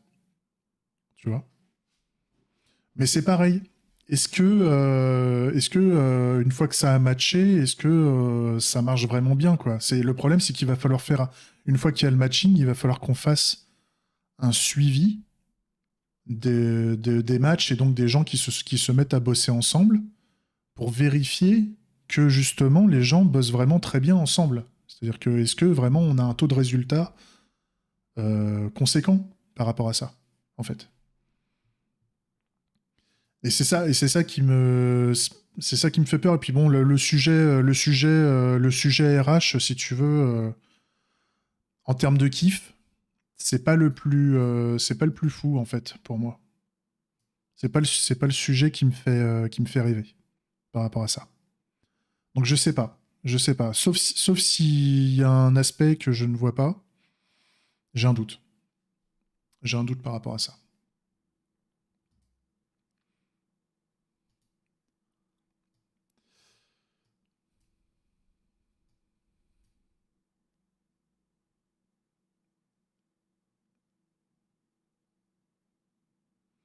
Oui, c'est ça. Ça, c'est les applis de sourcing basiques en fait. C'est-à-dire que en fait, si la période d'essai est confirmée, tu payes. Si la période n'est pas confirmée, tu payes pas. C'est ce que c'est la c'est comment? C'est comme ça que ça se passe. Comme ça que ça se passe. Mais c'est pour ça, c'est pareil. Est-ce qu'on va encore faire une énième app de RH, enfin de RH en SaaS quoi, grosso merdo. Personnellement, ça me fait pas rêver en fait. En fait, ce qui me ferait rêver, c'est pas de faire une app de RH. Ce qui me fait rêver, c'est de voir des mecs s'épanouir dans leur travail. Et donc, si on peut faire une application qui permettrait aux gens de s'épanouir dans leur travail mieux que le taf qu'ils ont actuellement, oui, oui, là, ça me ferait kiffer, en fait. Le problème, c'est que si je dis, voilà, enfin, l'idée, c'est d'essayer d'arriver au point où tu as un futur collègue qui dit, on a trouvé quelqu'un qui pourrait extrêmement bien bosser avec toi. Est-ce que t'aurais pas envie est-ce que ça te donnerait pas envie d'aller plus loin pour voir si vraiment ça collerait, en fait? On a souvent des équipes où tu as besoin de recruter du monde. Et donc, l'idée, c'est de dire, euh, est-ce qu'il y a pas, est-ce que ce dev-là, ça serait pas vraiment enfin, le dev ou le collègue, est-ce que ce collègue-là, ce futur collègue-là, ça serait pas le collègue avec qui je m'entendrais bien, quoi? Au lieu d'avoir juste du skill, hein. L'idée, c'est pas de penser qu'au skill, parce que un dev, tu sais, genre, je veux un dev JavaScript, oui, ok, il n'y a pas que ça, quoi. L'idée, c'est d'essayer de trouver un mieux. Mais je suis d'accord avec toi, en fait, aujourd'hui, le projet, d'un point de vue plaisir de développer, et en tout cas, qui a de l'entrain par rapport, bah là, par rapport déjà au chat, c'est le jeu, en fait. Pourquoi le jeu? Parce que les gens aiment jouer, en fait. C'est ce que je me dis. Tu dis, hey, je fais un jeu vidéo. Déjà, ça te stimule l'hormone du plaisir, quoi. Parce que tout le monde aime jouer. Qui n'aime pas jouer? Enfin, pas forcément les jeux vidéo, mais en général, tu dis que tu fais un jeu. Les gens aiment jouer de base. Et le côté tournoi.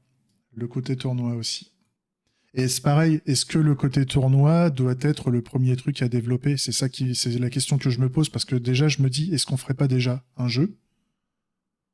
Est-ce qu'on fait pas déjà un jeu, on met un jeu en place et ensuite je développe par-dessus le système de tournoi? Ou est-ce que je commence par le système de tournoi mais on n'a pas de jeu? Donc bah super, on a des tournois mais il n'y a pas de jeu au cul.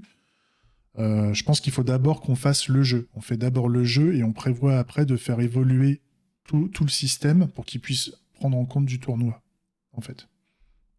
Parce qu'en fait, le jeu au départ, c'est comme si on avait l'entraînement.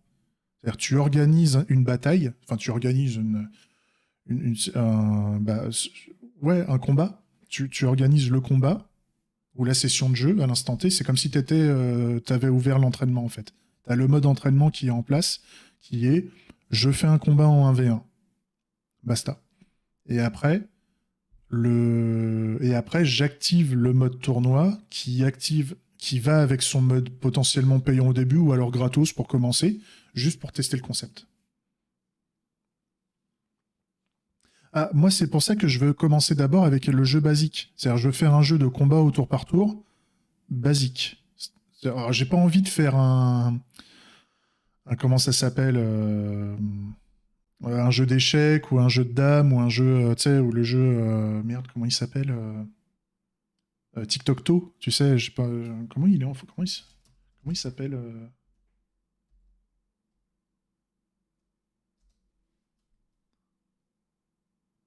Comment il s'appelle ce jeu? Tic-tac-toe. Mais y a pas un autre jeu en français, il s'appelle pas Tic-tac-toe, c'est quoi?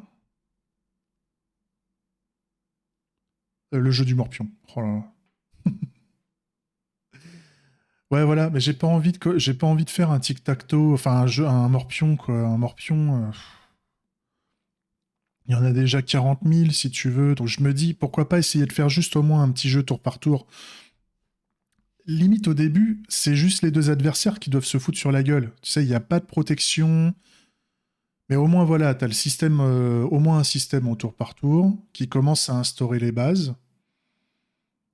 Et après, par-dessus, tu fais le tournoi, en fait. Tu fais le système de tournoi où, en fait, t'as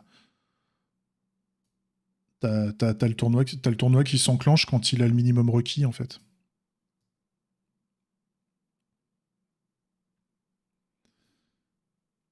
Ça me plairait bien, en fait. Parce que après, tu as plein de logiques derrière hein, qui s'enclenchent. Dès que tu fais le tournoi par rapport au jeu, qu'est-ce qui se passe quand tu lances le tournoi et que les joueurs sont pas connectés? Donc de base, ça va déclarer des forfaits. Enfin, tu vois, il faut gérer le forfait, il faut gérer le machin, parce qu'au début, tant qu'on n'a pas beaucoup de joueurs, tu vas créer des tournois, mais il n'y a pas les prérequis pour que le tournoi s'enclenche. Tu vois. Donc ça, c'est pareil. Il va falloir, il y aura pas mal de trucs à coder et ça va être en itératif, quoi. Mais ouais. De toute façon, là, je vais aller manger. Je vais aller manger bientôt, là. Mais on va en reparler cet après-midi. Ouais, moi aussi. On va en reparler cet après-midi. Et je suis aussi preneur si, bah pareil, Zizou, si tu veux y penser, ou enfin à tous ceux qui sont sur le chat, si vous avez une autre idée de projet, ça m'intéresse parce que l'idée aussi, c'est je voudrais voir un peu ce que les autres, ce qui intéresserait les gens en termes de projet, pour voir ce qu'on pourrait faire, pour voir ce qu'on pourrait faire. Est-ce qu'il n'y aurait pas mieux que tout ça? Est-ce qu'on n'aurait pas un projet mieux, plus intéressant? Ça m'intéresse aussi. Bon, allez, on arrête là. On arrête là. En tout cas, session sympa. Les questions sont vraiment top. C'est vraiment cool. Ça me permet de voir aussi ce qui intéresse, ce qui n'intéresse pas. Parce que je veux prendre plaisir à développer des choses et je veux prendre plaisir avec des gens à développer des choses. De voir que, par exemple, le jeu vous chauffe pas mal, c'est cool. Ça fait plaisir. Ça fait plaisir et ça donne envie. Allez, je vous laisse là. Des bisous. Prenez soin de vous. Ciao.